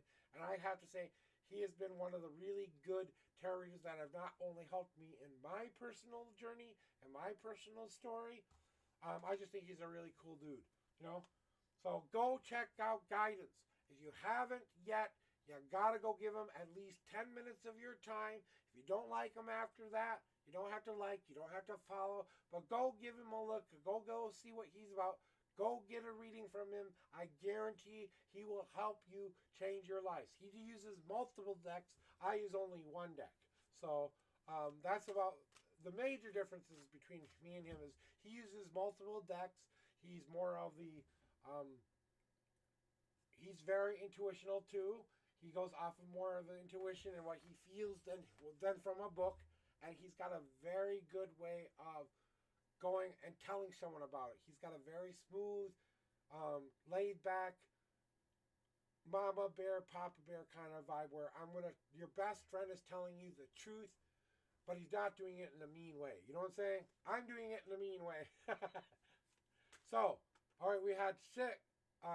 We have one more shuffle for you, and then we've got the 7 card. Right, Tansy? I kind of got distracted by the old raid here. Thank you so much for bringing your community in here, guidance. Welcome on in. Welcome to the stars. Welcome into the Unknown Prophet Terry Lee Tarot Readings. If you guys are interested in a blunt tarot reader who will tell you exactly what you need to know, not what you want to know, I use my custom-made homemade deck, the 5 Paths Tarot, to divine the best possible path for you. I'm here to tell you what you need to hear, not what you want to hear. So I am a very blunt, and I will tell you what I think you need to hear kind of tarot reader. I don't sugarcoat a damn thing. So if you want one of those kind of readings, if you're ready for that kind of moment in your life, then yeah, pop in chat and we'll see how we do. Thank you, guys. I appreciate that. I really do. So, Tansy, what number of shuffle was I on? I think I was on 4, but I'm not sure.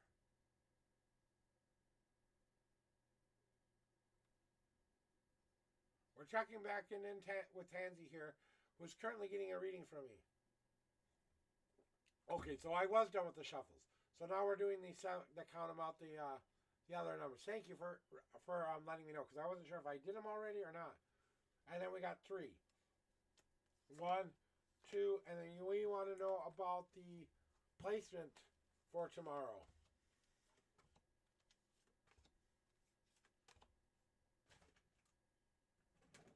Okay. So Tansy, this is the part of the journey where you finally get to see things come together.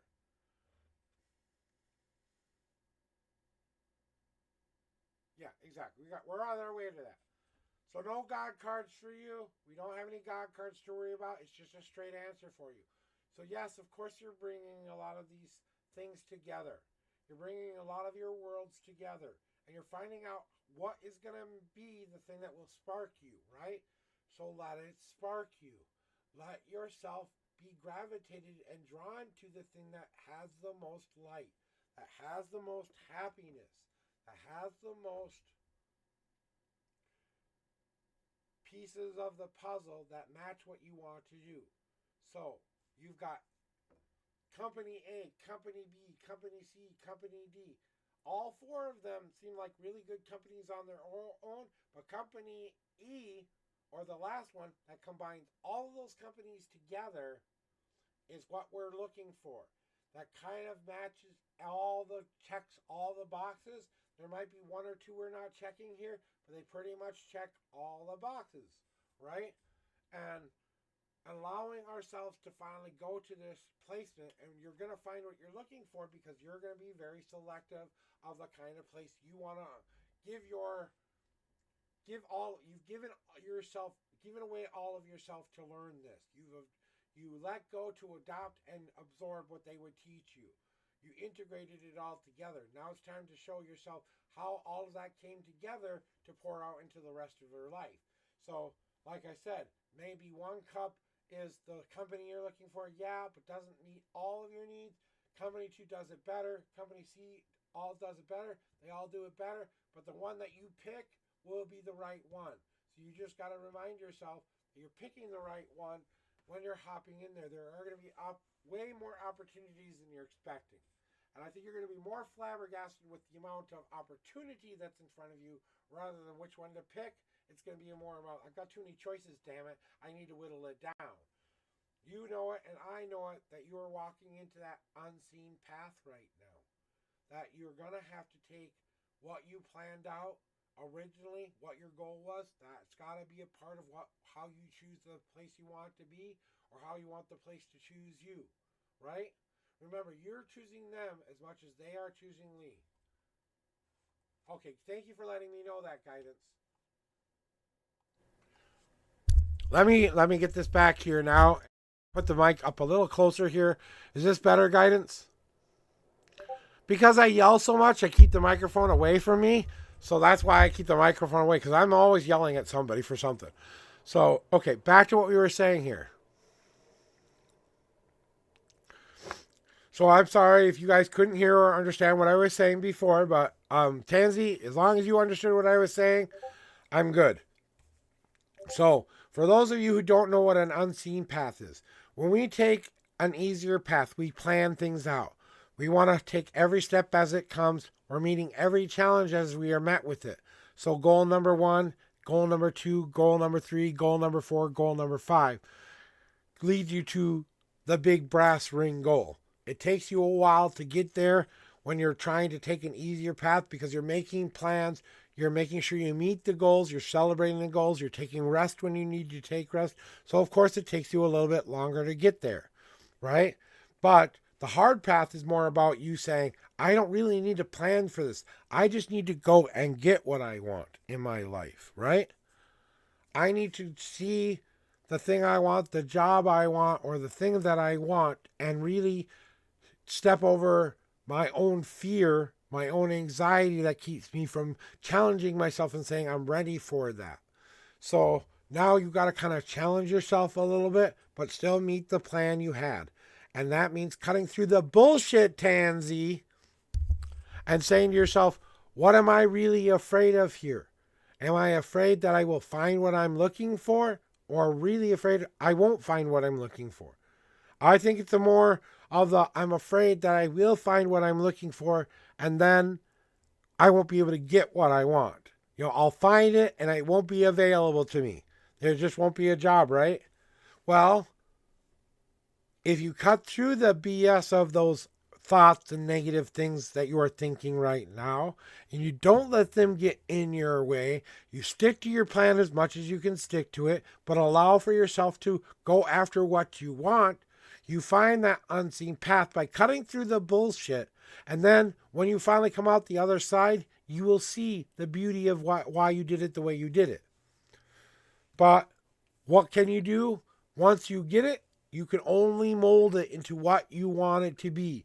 So the company or place you pick may not meet the mold you are looking for to begin with, but because you become a part of it, you become a part of the journey, that you have your hands in whatever it is you are doing, that you are making improvements, because you are using what you've learned to help mold that company into what they see themselves becoming in the future, just like you are molding yourself into the person you want to be as a respected person who wants that job and opportunity in the first place. So 2 molds are happening here. The mold that creates the mold of you and them together. We're pouring in the new stuff in that mold. When we make a mold for ourselves, right? We carve out all the little lines. We make sure it's all nice and equal and all of that stuff. We make sure the mold is all really nice, really good and set. We make sure everything's all ready to go. And then we pour the metal into it. And as we are when we have doing all the carving part, that's when we're doing the actual work. The pouring of the metal is just obtaining that goal. So ask yourself, how am I going to mold myself into whatever company I do choose? So even if it isn't exactly the 100% best fit for you, you are going to have to change some of your own attitudes and mold yourself into what that company wants for an employee or what they want for outcomes in their future. You are more put together than you think you are, Tansy.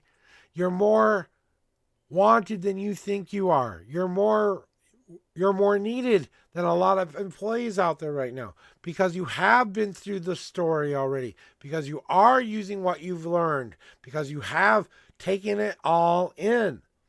You are exactly where you need to be. You are exactly how you have grown up to this point.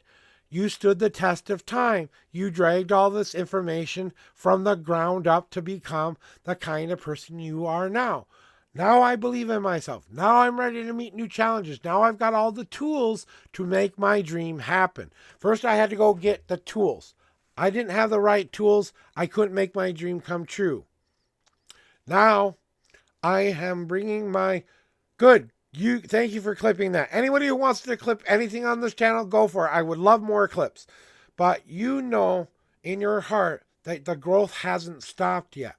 That even if you do get the dream job of all dreams job, that there's always going to be something you're going to need to grow and adapt to change to. That it's never going to be not work. Work will always be work in physical, mental, and spiritual ways. I'm sorry to say, we don't ever really truly stop unless we're sleeping. So, remind yourself, that I have everything I need to bring all of that which I have learned from my past and integrate it into one focus point that makes the most sense at the moment. Challenge myself and getting past my own crap. I'm going to have to find a path that means something for myself. Even I can't tell you what that path is because you haven't made your mind up of to follow that path. So once you've done, you will cut through the bullshit and you will finally get to the end of that dock to see what you have been waiting to see. And the only way you will be able to move forward is if you can adopt and mold yourself to the place that you want yourself to be. Meaning you're going to have to learn how to adapt. You're going to have to learn to change. Some things you've learned in school may not apply. Some things you may have learned in school may help them even more. They're going to have to learn to adapt to you as much as you learn to adapt to them.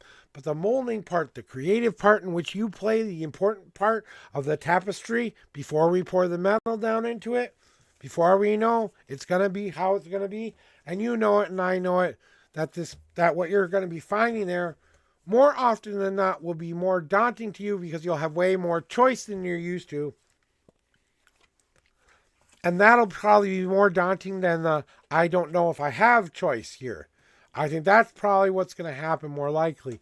I think it's going to be the deer in headlights for 5-second moments, and then it's pull up my big girl pants and get to work, and let's go find the one that will make my dreams come true. How can I help them make those dreams come true as well? And just like you do I want to put it out to you like this, Tansy, okay? Just like when you're doing readings for people, okay?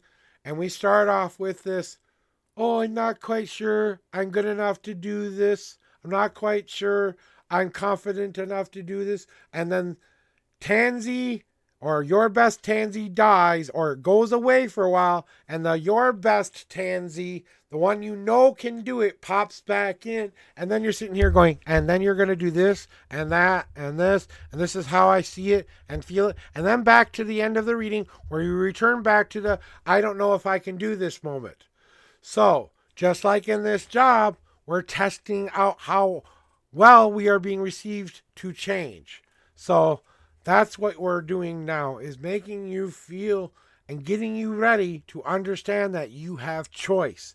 We're trying to show you just how much choice you have. Can you recognize that and be okay with that? Maybe, maybe not. Right? So that's it for that reading today. Thank you, your best Tansy. I hope and pray that helped you. Sounds like it did help you. And remember, guys, that's what I'm here to do. I'm here to help you find the best possible path for you. No matter what I've told you here today, you have the right and responsibility to go live the life you want to live. The only way you can do that is by waking up today and saying, I'm going to meet the day as if it was my best day ever. And then you're going to shout it to the rooftops and say, I will not let this day be anything other than my best day ever. And my goal is to lead you to that moment where you can wake up in the morning and say, I meet the day as if today was my best day ever. Just like Tansy, you are leading others to their day when they can accomplish their goals, their dreams. That validation of us accomplishing our own goals, our own dreams, along with the others we are helping along the way.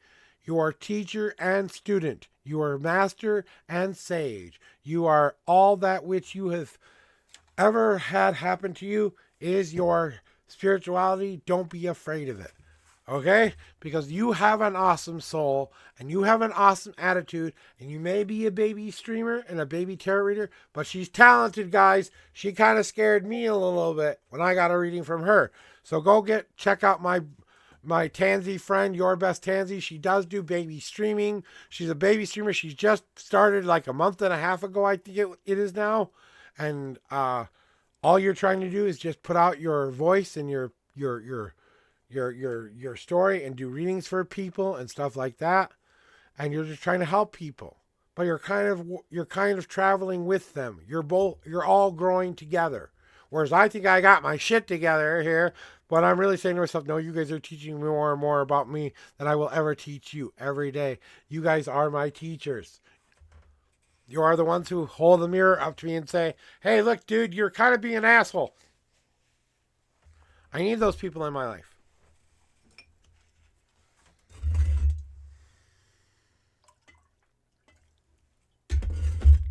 So that's what you guys can expect here. So if you guys have never been here before, and this goes out to all the raiders who came into chat, I will ask you to pick some numbers here.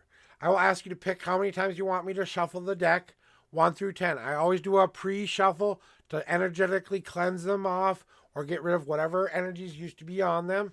And then I will ask you to pick a second number, 1 through 52, and that's where the answers will be in my deck. I am an intuitive reader. I go by what my emotions and feelings tell me to tell you. I don't hold back. I don't try to sugarcoat it. If it comes out of my mouth, it comes out of my mouth. I don't worry if I'm going to hurt your feelings or not. So if you're not ready for that kind of love, if you're not ready for that kind of tough love, I'd say I'm the tough love, blunt tarot reader. I'm the one you come to when you really need to have your spiritual butt kicked in a different direction. And I believe that I'm like the last standing light in the darkness that kicks you back the other way. When you're finally ready to see the light, I'm the guy who kicks you back in the other way and go, get going, you're going the wrong direction. That's what I kind of see myself as. I'm a big telephone. I'm just doing what the God's telling. All of the stuff coming out of my mouth, it's not me. It's the unknown prophet. It's the higher being who exists in the ethereal level. That's who really says it to you.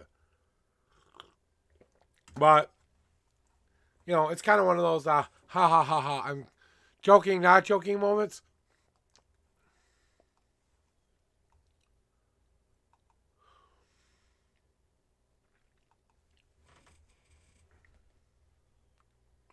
So what we're going to do is we're going to find some music to play for a little bit here. Just get some vibe going here for a little bit. Poor the advisor is sleeping.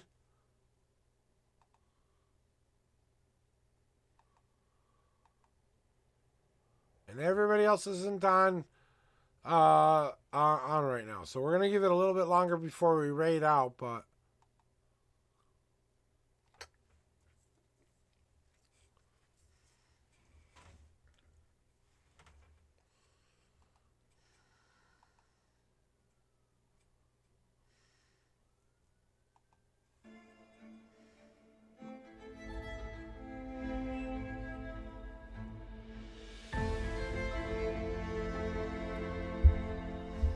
so anyway, guys, we're going to have a little bit of light music in the background for you guys as we wait for other people to pop in here.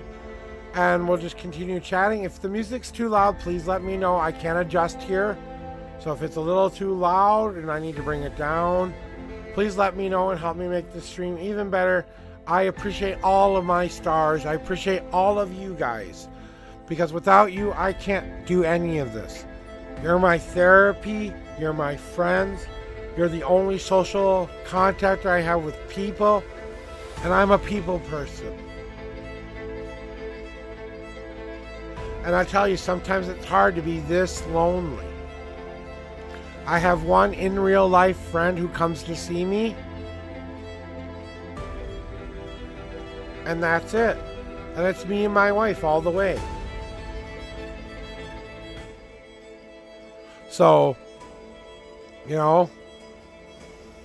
how's the music, Tansy? Is it too loud? Do I need to bring it down a little bit? Does anybody else hear me out there? Want me to tell me how it's going out there, please?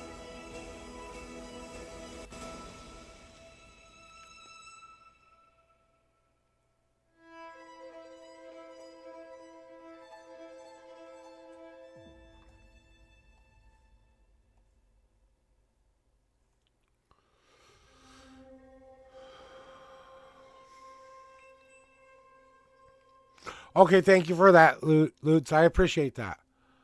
Good. I just want to make sure it's not too loud. It's not too much. We do have an ad. We're kicking in. Yeah, I know. We got ads.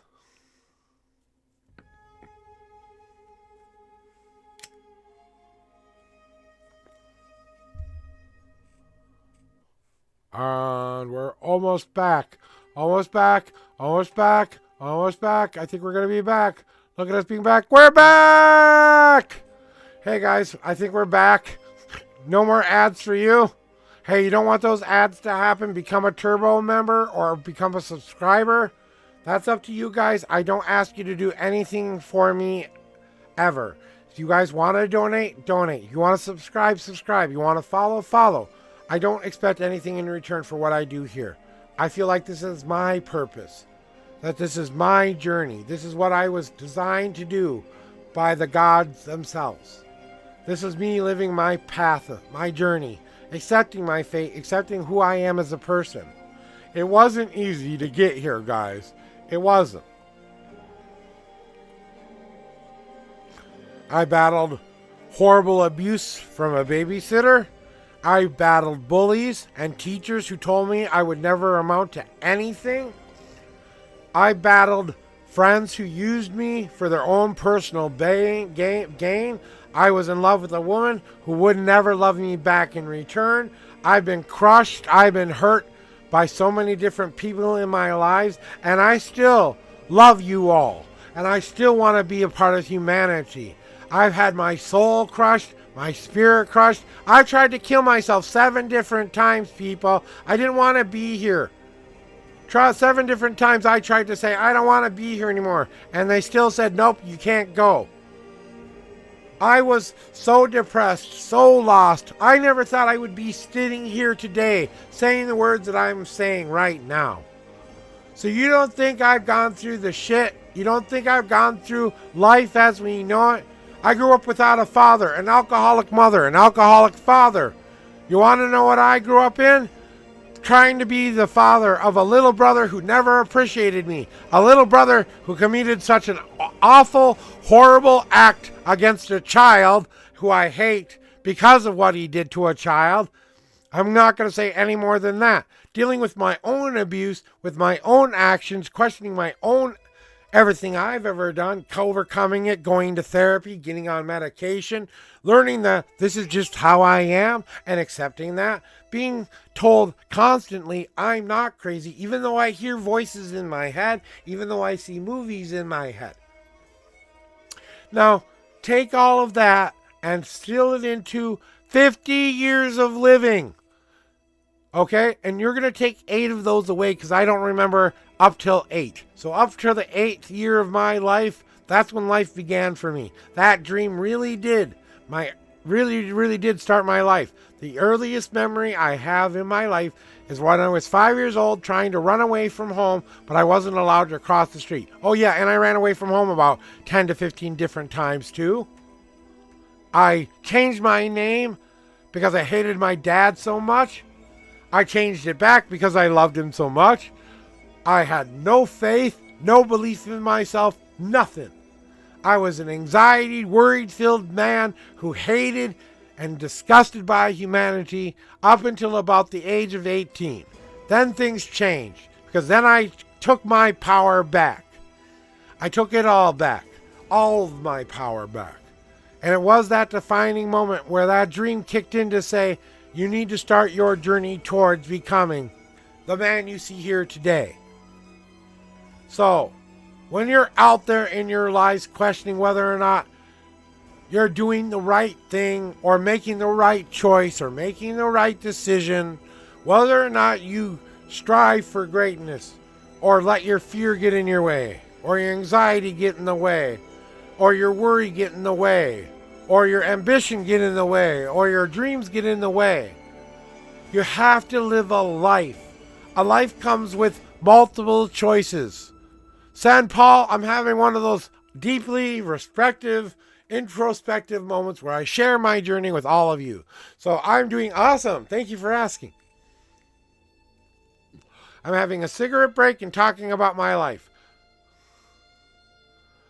I know I have this craving for acceptance. I have this craving to be loved by people. I have this craving to be loved for who I am. All the ugly that comes with it. And just like you all want people to love you and all the ugly that comes with it, to have that real person who loves you unconditionally, like a cat or a dog loves you unconditionally. I wish humans could do that. I wish humans could love like that, unconditionally. A mom who's a good mom will love you unconditionally. A parent who loves you will love you unconditionally. A sibling, a lover, anyone who loves you unconditionally, that's the person you give your energy to. All the other people in your life, they're just keeping you from happy. They're keeping you from your happiness. And as we all fight for our happiness, as we all fight for that best day ever, through the crap, through the shirt, through the hurt, through the anxiety, through the pain, through the worry, through the doubt, the fear, the blocking, your own personal crap and life and trauma, your own life's goals, your own life's dreams get thrown to the wayside because you're so busy trying to live up to everybody else's expectations that you don't live your own life. You live in faith, you live in fear, you live in love, you live in excitement, you live in the dream, you live for the experience. You are playing the absolute best, absolute wonderful, choose your own adventure game you have ever played in your life, guys. The greatest choose your own adventure game you have ever played in your life. You know? And you don't realize how much choice you have. You don't realize how much power you have as an individual. We're stronger together, yes, but one person can change the world. Ask Jesus if he changed the world. Okay? One person can change the world. One person can unite us. One person can divide us. One person can make us wish we knew more, question ourselves, question everything. Faith is all about questioning and finding the answers within. I don't care what faith you follow. It's all about that. Doing good unto others as you do unto them. Trying to live up to the expectations of what a good life looks like is what the Bible is all about. This is an example of how we live and parables of what to watch out for on our journey.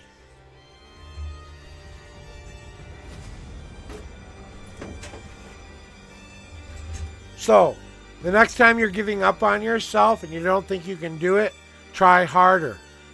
Or maybe rest a little bit longer. The next time you think you can't get over your own bullshit, maybe you throw it away and you don't ever let it come back into your life.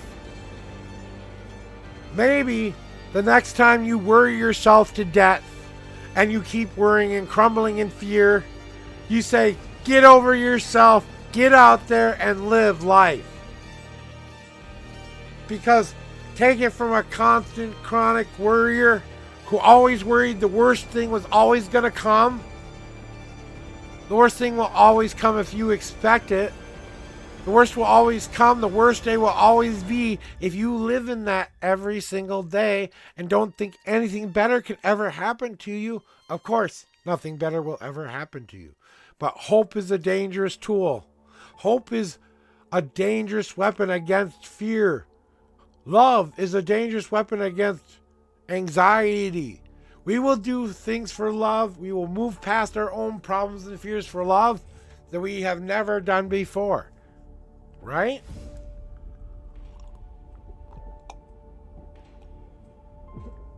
And there's no right answer here. God, or whatever power you believe in, gave us a rule book to follow, but he also said you don't have to follow the rule book. He gave us the rules and told us you don't have to follow the rules. Okay, that's real free will, guys. That's what it means to live a human life. Because we aren't driven by instinct. Or are we? You know? So, I don't pretend to know it all, guys.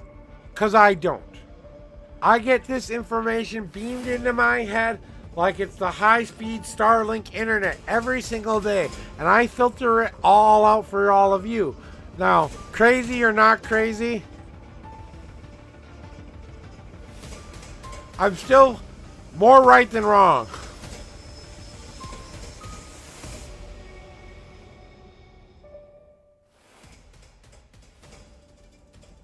Exactly. Lots. Exactly what you said. I'm going to stop the music for a little bit because I just feel like it. We are driven by our thoughts. We manifest our reality. We don't understand how much power we have. We turn our own goals, our own dreams into reality. We are gods. Sen, throw me your numbers. I'm going to finish what I'm saying here. We are the universe. God broke himself up into all of the light of the universe and put himself in all of us. We are all living gods. We all have the power to do this. I could end stream right now. No explanations, no nothing. You would never know why I did it. I can do that right now. That's my free will choice to do. No one can stop me from doing that, right? So, bye. Hi. Okay? Because I had the free will to do that. Could you have stopped me from doing that? No, but I manifested into reality what I willed to be so. A click on the screen has taught me how to do that, people. Okay? So let's get into St. Paul's reading. I'm going to start to do my shuffle. Throw me your numbers. And you want to know what the deities have to tell you today, huh? Cleansing shuffle first, though.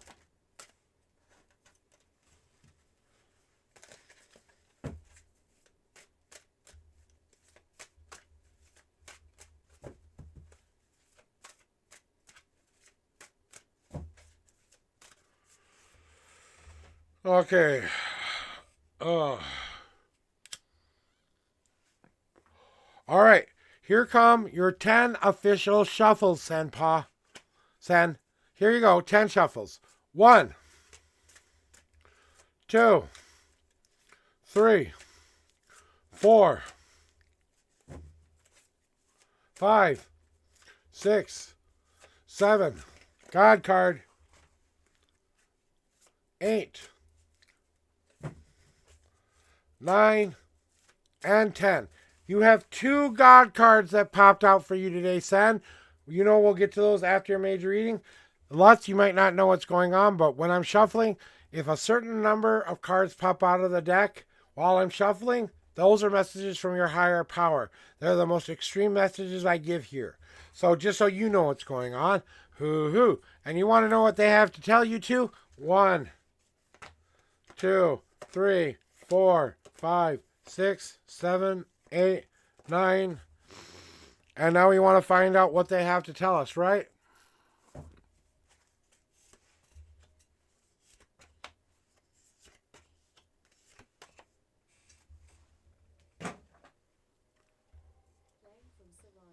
Oh, good. Keep playing from Serrano. Alexa, what is my message on Serrano? From planetware.com. Toronto city centre is relatively easy to navigate. Alexa, stop. Okay, so I check my messages. So here we are with you, Sen. And I think... Yeah, exactly. I like what you said, Lutz, that last phrase, which means if you want to live in abundance, you already have to live in abundance. Yeah, and I live in abundance every day. There was a moment in my life where I said, enough's enough. I can't keep expecting the worst to happen. I have to start to draw the positive towards me. And my wife pointed it out to me. My wife, who is 13 years my senior, who knows less about the craft that I do, taught me a lesson I needed to learn. So go ahead, keep telling me that I know everything, because I don't. You know? But with you, San, it's not about not knowing everything enough, okay? Enough's enough. They say, it's time. You want to know what we want you to do? You want to really know what we need from you right now, son? We need to get you to realize you're pushing up the wrong rock, up the wrong hill, okay? The hill is maybe right. The path is right, yes. But what you're trying to get up over that hill, what you're trying to prove to yourself, that's not it. That's not it. That's the thing getting in your way from what you really want to be achieving. And they're trying to say, you need to stop with the bullshit, and you need to get real, and you need to get out of that way of yourself. We need to drop our anxieties, our fears, and all the other stuff that keeps blocking us from happy. And we need to drop them off that cliff by just letting that rock fall down behind us to the bottom of the hill where there's a big chasm of the size of the Grand Canyon down there, okay? You're not going to see that shit ever again. It's going to roll off of your shoulders and away from you so fast, so furious, you're not going to miss it. Because then you're walking up the rest of that hill, and now you're going to actually see what we need to teach you. Guess what? Get out of your own way, yes, but get rid of and put out the fires you keep setting around the place. It's like you go, ooh, pretty fire, ooh, pretty fire, ooh, pretty fire, ooh, pretty fire. Now you've got 20 fires, and you're trying to go, which one do I take care of? Right? Just like you needed to get out of your way and let that stuff roll off of your shoulder so they can't ever come back. They're still there, though. They're still in the bottom of that ravine, though, right? But if you extinguish those issues so they're no longer fires in your heart or things you give your power to anymore, and extinguish that which you don't need in your life and really put it out. Just like you were standing in front of a fire that you know you have to put out to save the rest of the house, right? Well, now you have to get better at putting out the right fires and concentrating on the one that's in the fireplace, just keeping you warm, healthy, and happy. That's the fire we take care of. That's the fire that we want to control, the fire that we need to feed, the fire that we need to come to all the time. So they need you to start to consider that there are some things or projects or things that you're doing right now in your own spirituality and your own path that aren't needed any longer. You don't need these tools anymore. You don't need to keep doing this to yourself and trying to expect a different result. Don't be like, the guy who keeps doing the same maze over and over and over again, but they change one little part of the maze every time expecting this path to still be the same. You know what I'm saying? Son, you're on your way to creating what it will look like inside. The reason you're going through all of this, or why they want you to go through this, or why they want you to know this is, where are we trying to get you, right? Son, if we get you to move off of these things that you keep telling yourself you can't do, these things you keep being afraid you can do, if we can get you to move past this and let this go so that you can see what is on the other side of that hill, hope starts to spring in you.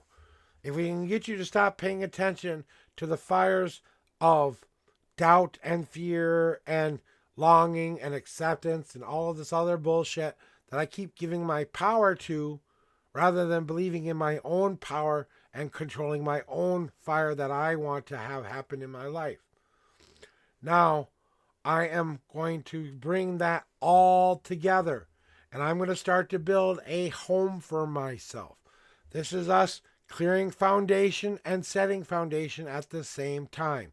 We are clearing off the bad, icky shit, but we're not just going to use any materials. We're using new materials, because now when we want to walk into our home, which we have made ourselves be, now we finally get it. Now we finally understand why we had to go through it all. Now we finally understand why those lessons were important. When we wake up and we finally realize, oh shit, I am exactly the person I asked I want myself to be. I'm exactly everything I said I wanted to be. The scary part is I have to start to live it. Because maybe, just maybe, Sen, it's not about the path at all. Maybe all they want you to do is wander for a while and allow yourself to lay in the lazy river and being carried along the river so that you can just enjoy the ride. You're not worried about how long it takes to get there. It takes as long as it takes. You're not worried about which direction it's going. It's going the direction it's supposed to go. You're not worried about any of that stuff anymore. It's about you realizing that you have choice in your life, that you realize that you can try this, try that, try this, try that, all you want. and wander a bit until you find a path that meets those needs. So even though you got out of your own way, and yes, we see you doing that, when we see you putting out fires, we see you doing that, we're setting up a journey for you. We're setting up a path where now from this point forward to get to home will be one that doesn't necessarily have to have a plan. It doesn't have to have the end results of how to get here. I just got to keep living life until I see an avenue that leads me home. Which path I take is up to me. So you're kind of in a waiting path kind of moment here. This whole thing is basically saying, hey, don't worry. It's going to be okay. Keep going, keep trying, keep growing, keep learning. It's experience time. It's free will experience game time for you. And they just want to see you grow past all the bullshit.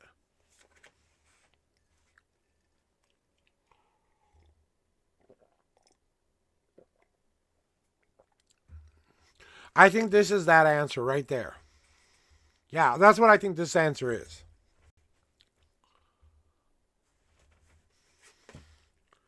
So, your second question, and I kind of felt like this was going to be another question in here somewhere. So I kind of felt like these cards were going to be the answer to that question. So you want to know, could I ask about Kashi Temple and Shri Kavababa wants me to visit? And I think you know the answer, but they're here to tell you, this is where you find the fertile ground. This is where you can begin your journey, right? They're telling you, yes, of course, you should visit. Yes, of course, you should follow that intuitional heart of yours. But what am I going to do while I'm there is the question. We are going to plant the seeds at our sacred spot with our sacred selves, and we are going to plant the seeds that are going to grow who we will become. That's the whole point of that journey. That's why they want you to go. It's not about a place. It's about what you do when you're there. What seeds are you going to plant? Promises are we going to make? Physically, what are we going to change about our lives? Is it location? Is it work? Is it what we do in an everyday, real life sense? IRL time is all about the physical, okay? The mental, what I deal with in my own head that nobody knows about me. Okay, what am I going to make better about myself and my life? Maybe I need therapy. Maybe I need someone to talk to. Maybe I just need to let it all out. Maybe I need to stop worrying so much and just live my life. Whatever mental state you need to work out, we need to do one good thing better for ourselves. And then that spiritual component, which you're going to connect the other dot. Because your spiritual is trying to reconnect to your physical. Your physical is trying to reconnect to your mental. And then your physical, mental, and spiritual are coming together and they're saying, we're a team. What do we want you to do once you have your team together? Oh, for the love of God, son, will you please sit back, relax, and enjoy yourself. Enjoy the ride. Enjoy the nice light. Take you along for the ride, lazy river ride. It will all come to you if you let it. But you've got to get better at enjoying the nice ride, finding the happy. They're trying to show you it's already right in front of you. You just got to start to see it. If you really looked around today above all days, I want you to look for every time someone smiles around you today, because you're the reason they're smiling. Maybe that's something we should think about growing and cultivating. Oh, they also see you getting your shit together and fixing your life and having purpose and having meaning and choosing destiny, son. Oh, look, I can do that too. Now, family starts to see you doing it in a better physical way, mental way, and then you crescendo it with, words get stuck in my mouth. The crescendo of the music playing when it all comes to that tippy-toppy moment. When we're ready to let those sounds overcome us, right? Whoops. I have to learn how to enjoy the music too, don't I?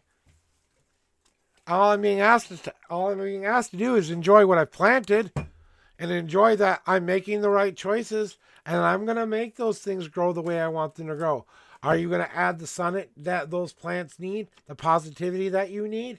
Are you going to allow yourself the emotional freedom to let some of this bullshit out so that not only you can cleanse yourself, but feed your garden? Are you going to allow yourself the freedom of choice that the gods gave them yourself and take your destiny by the palm of your hands and start to live the destiny in future you want, to carve your own goddamn destiny, to choose your own goddamn way? And we're going to sit back here and we're going to go clappy, clappy, clappy. Clappy, clappy, clappy. And then when you start going into the dangerous room where the monsters are and we keep going, don't go in there, maybe you should listen. And that is how I do my readings, guys.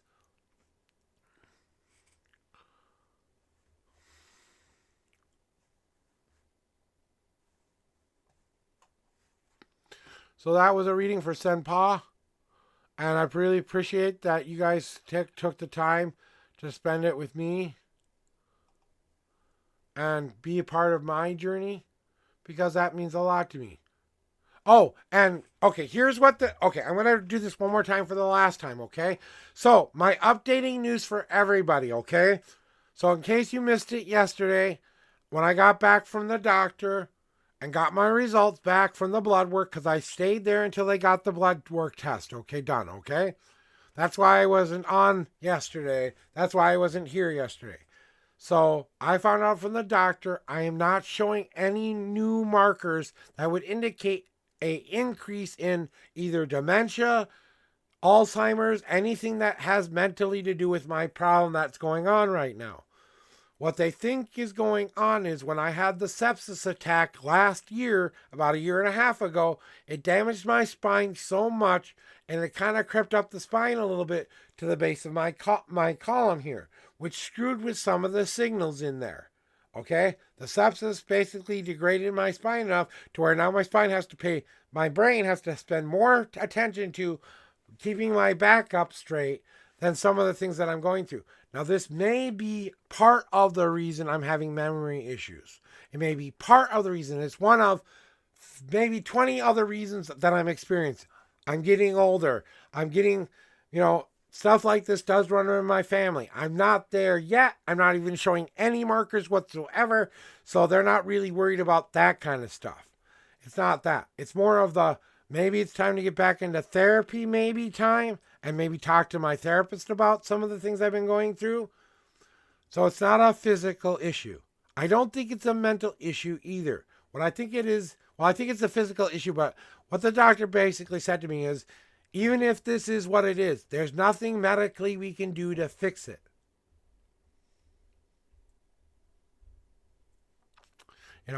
There's nothing medically we can do to fix it. We can repair the spine and get rid of the pain, but we can't fix the damage that's already been done to your brain. That's something your brain's got to figure out on its own. So it's get used to the new world that I live in now because of that. My world is probably going to be like this now. So if I'm a lot more OCD, a lot more... You hear food, I wish. If you hear food, I'm not smelling it.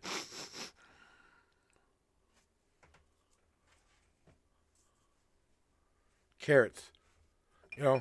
But that's kind of what's going on with me. Yeah, I eat a lot of fruits and vegetables. I'm very good about getting my omega oils and all of the right stuff. So that will help, yes. But there is no cure for what I've got. There's no way to fix what I've got. It's a get used to it kind of moment.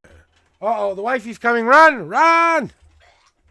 Help! The wifey has arrived. The wifey has arrived. Help! And she's in her birthday suit, so you can't see her. Here's your cigarette for you. Don't close it, please.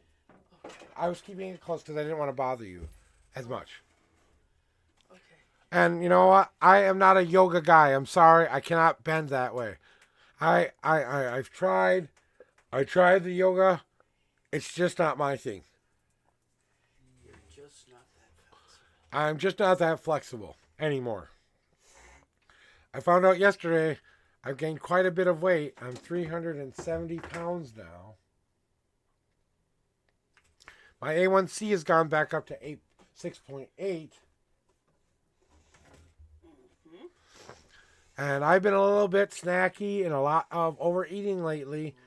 So I know why that is. So now I've got to return back to a more generalized good diet. But we had a lot of excess stuff come our way. And you know what? I'm not going to feel guilty about what I did. I'm going to do my best to recorrect it and bring it back down to a reasonable level. I don't want to get bigger than this. That's for damn sure.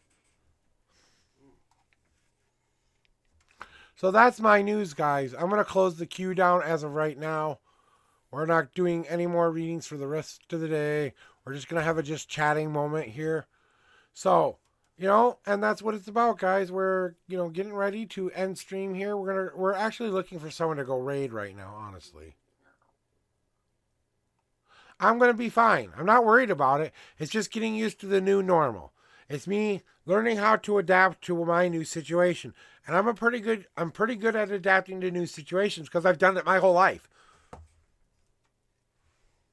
Although I am a stubborn bastard about it. So there's that too. I ain't lying to myself here. It will probably take me a while to adjust. But I'm still going to be able to come here. I feel comfortable coming here and doing readings still. Like I said, if there had been the other news where I needed to take medications for a while, it would have been, I've got to take a break until the medication kicks in. Once the medication has kicked in to my understanding it's working, then I'll come back here and do readings again. But until I know my physical state matches my mental state and my spiritual state, I wouldn't have felt good coming here and doing that for you guys, because that's an irresponsible person coming on here and having dementia and or possible Alzheimer's and or possible anythings. So they don't think it has anything to do with any of it. They think it has everything to do with the spinal damage I had last year. So that's what they think is the root cause of why I'm going through what I am. It's just my body is changing too. I'm getting older, 50, blah, blah, blah, the standard you're getting older speech. I can't unchange that. You can't fix aging. So it's not like I can fix it. I can adapt and become better at it, yeah. And thank you for the follow, Dead Man. I appreciate the follow. And if you're coming in on a raid, if you're just popping in and giving me that follow, that's great. I love you for that. If you subscribe, even better. But I don't expect you to do that here. If you want to donate, you donate. I don't expect that here.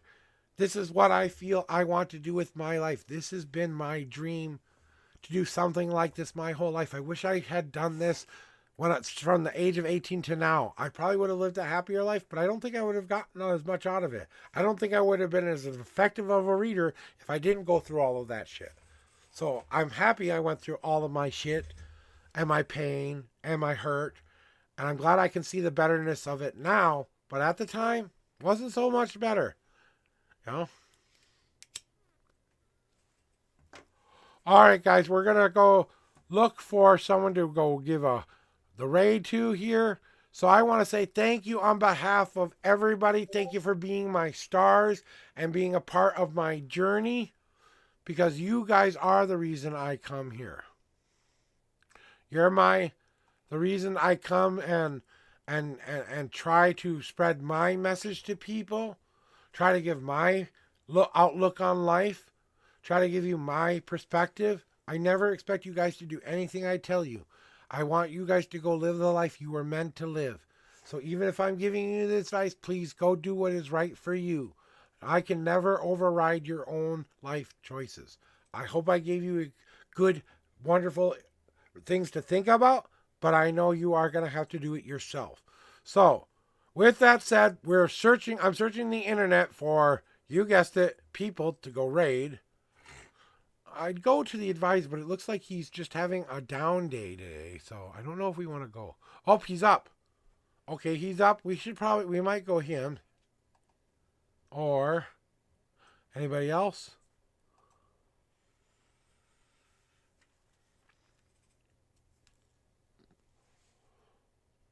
I think that's where we're going to go.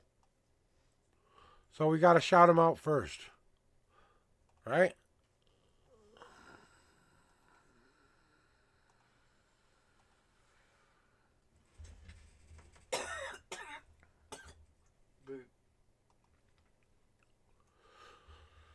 Oh. Is there any coffee?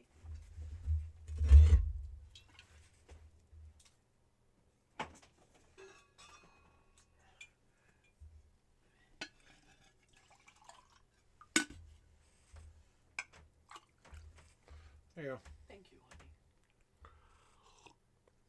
honey. Lukewarm at best. Yeah. So, yeah, I am sorry. I have just closed the queue where you're actually searching for our raid for today there, Jew Bears. You kind of missed me again. Sorry. Last time I said that to you and you needed a reading too. Okay?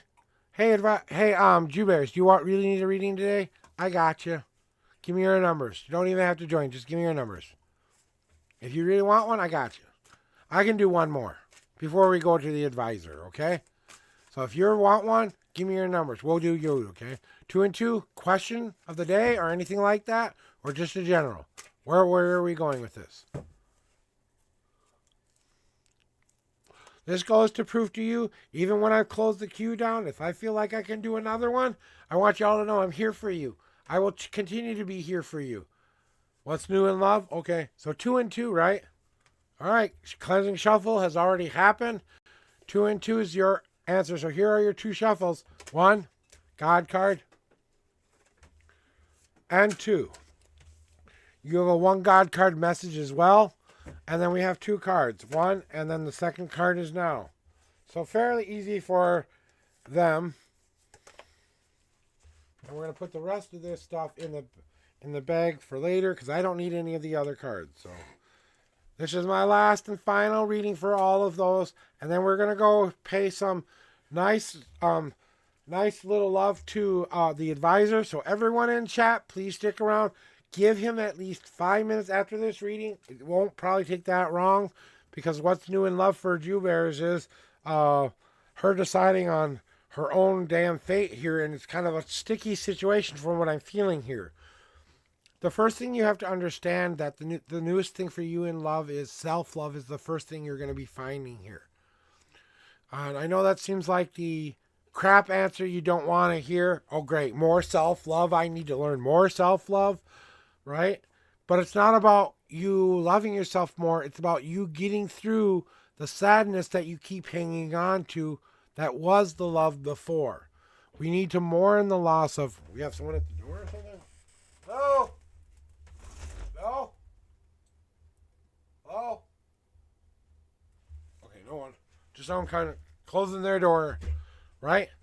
But you know it and I know it that you're going through this stage of letting go of some of what you thought love should look like and what love should be. And we had to kind of get through this moment of realization of what's more important to me rather than what I dream of. So the dream kind of had to die a little bit. We're mourning the loss of the dream, but now we're ready to find new love again. So we're kind of moving past this point already. We're getting towards the acceptance phase now, but we're still kind of doing the same old bad pattern to ourselves again. My brother is a good man, but who did a very bad thing in this world, okay? He went to real prison.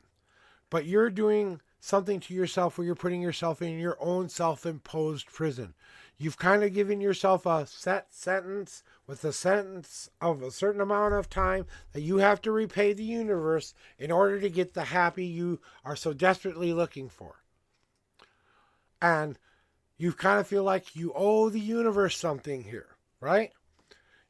You have already paid your debt to the universe. The crap and shit you've been going through since you've been saying to yourself, I'm ready to find love, was your jail, was your cage.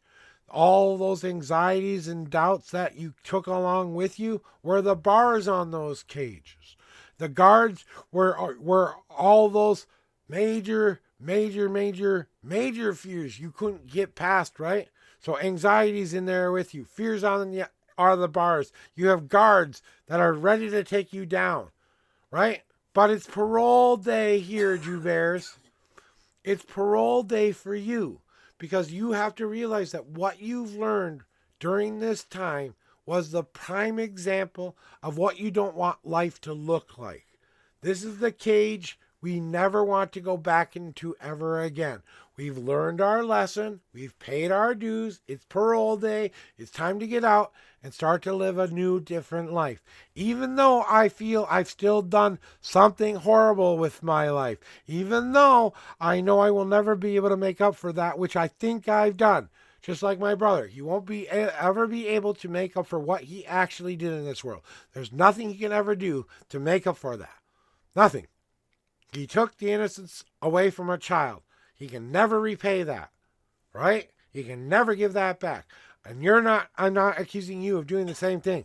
I'm accusing you of doing this to yourself, though, because you keep putting yourself back in that ugly old cage when it comes to love. And you need to get rid of all of this crap that has kept you from what real love looks like and change your attitude from being that negative, I can't change my life, I can never get out of this shit, to it's parole day. It's time for me to re-embrace these emotions I've been holding inside up to this point.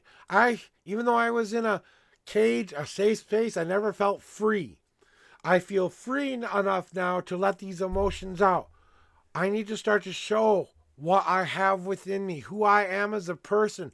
I want someone to really love me. They gotta fall in love with the icky, crying, sad, messy-haired, I don't know how to fix my life, I'm a broken person, I love you with all of my heart person. She's sitting right over there. Okay? She's not all put together. She's not all fixed. I don't care about any of that. I share my journey with her. Can I do anything to make her life better? I can make suggestions. I can try to help her. I can give her words of encouragement.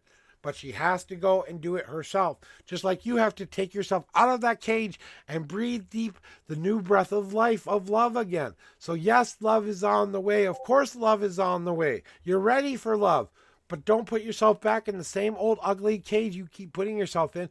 Let's adopt a new free way of thinking about it. Let's meet it with, I'm going to change my life around and make it better than it was. I'm never going to put myself in a place where I will be in that cage ever again.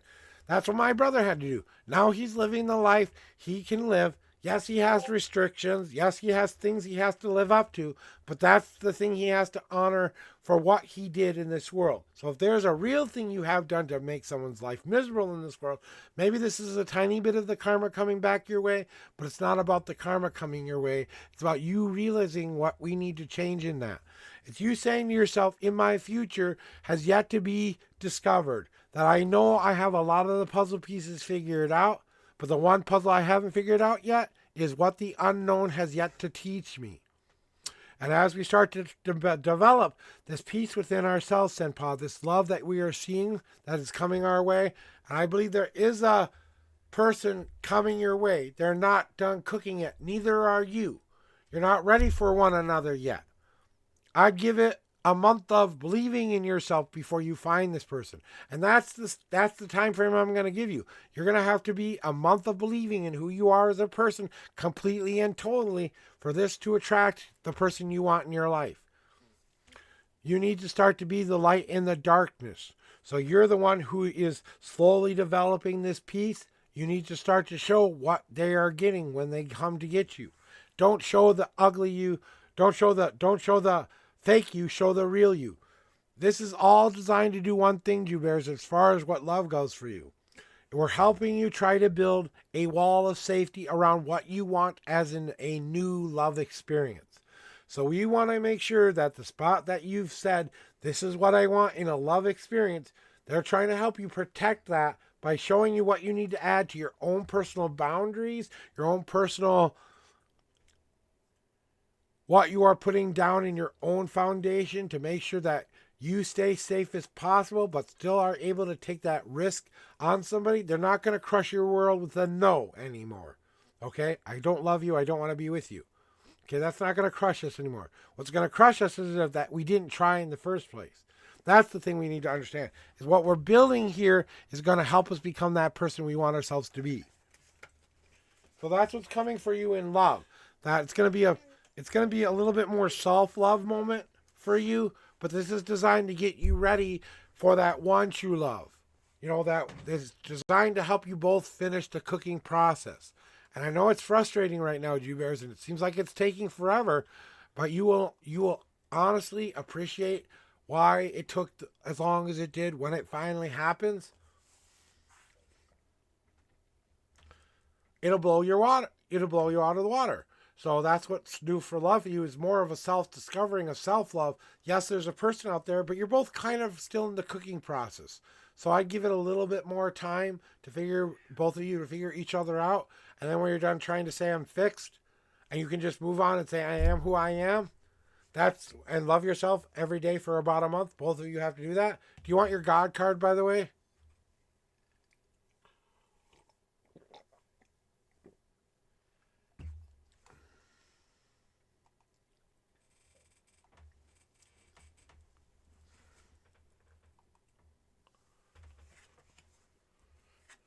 The thing that God's want you to know that you probably have been questioning is, are you ready for this? Really, really ready for this, right? That's been the major question that's been in your mind. That's what's really the whole big block of it. Am I really ready for this?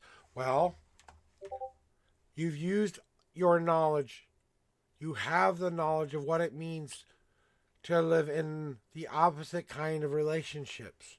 So we've gained those root systems that keep us grounded and safe and protect us from the things that will harm us in the future. But we still have made it through the test of time. You have made it through the test of time. You need to own who you are. You are everything you need to be for a person to love you. All you have yet to do left is grow just a little bit more. And that means growing with somebody. So you've done everything you can do for yourself sometimes. You need to admit that you're done working on yourself and this is who you are. And I'm going to love that part of me. That's what they're waiting for, is you to understand who you are as a person. You are the grand elder. You are the person who they've seen you become. This is the moment they've been waiting for. This is the moment you cross the finish line. This is the moment I say, I am ready. I am worthy. I am everything that I need to be to find that love. Spark, we turn on our light. I am attracted to your light. Oh, let's see if we can share our light together. If we can, we stay together. If we can't, we go apart.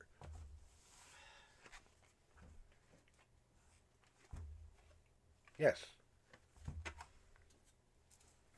Thank you. So that is your reading for today. And that's all the cards? Okay, that's all the cards. So, all right. So, like I said, guys, Jubears, what I'm feeling for you now, it's not, I know you feel like it's too much self-love for you right now, but I bet if you're really, really honest with yourself, you haven't quite accepted everything yet. That there's still that little grain of something that you're still working on with yourself, that you're trying to accept, and it's you getting past that one little pebble, that one last little block that keeps you from happiness. Once you drop that pebble off like so much dirt in the sand, you've moved past that pebble and you will see love flooding your way. You'll notice it when you start to see people flirting with you more. So you're going to start to notice, and in the next month, should you start to believe in who you are, you're going to start to notice people flirting with you more and wanting to get your attention more.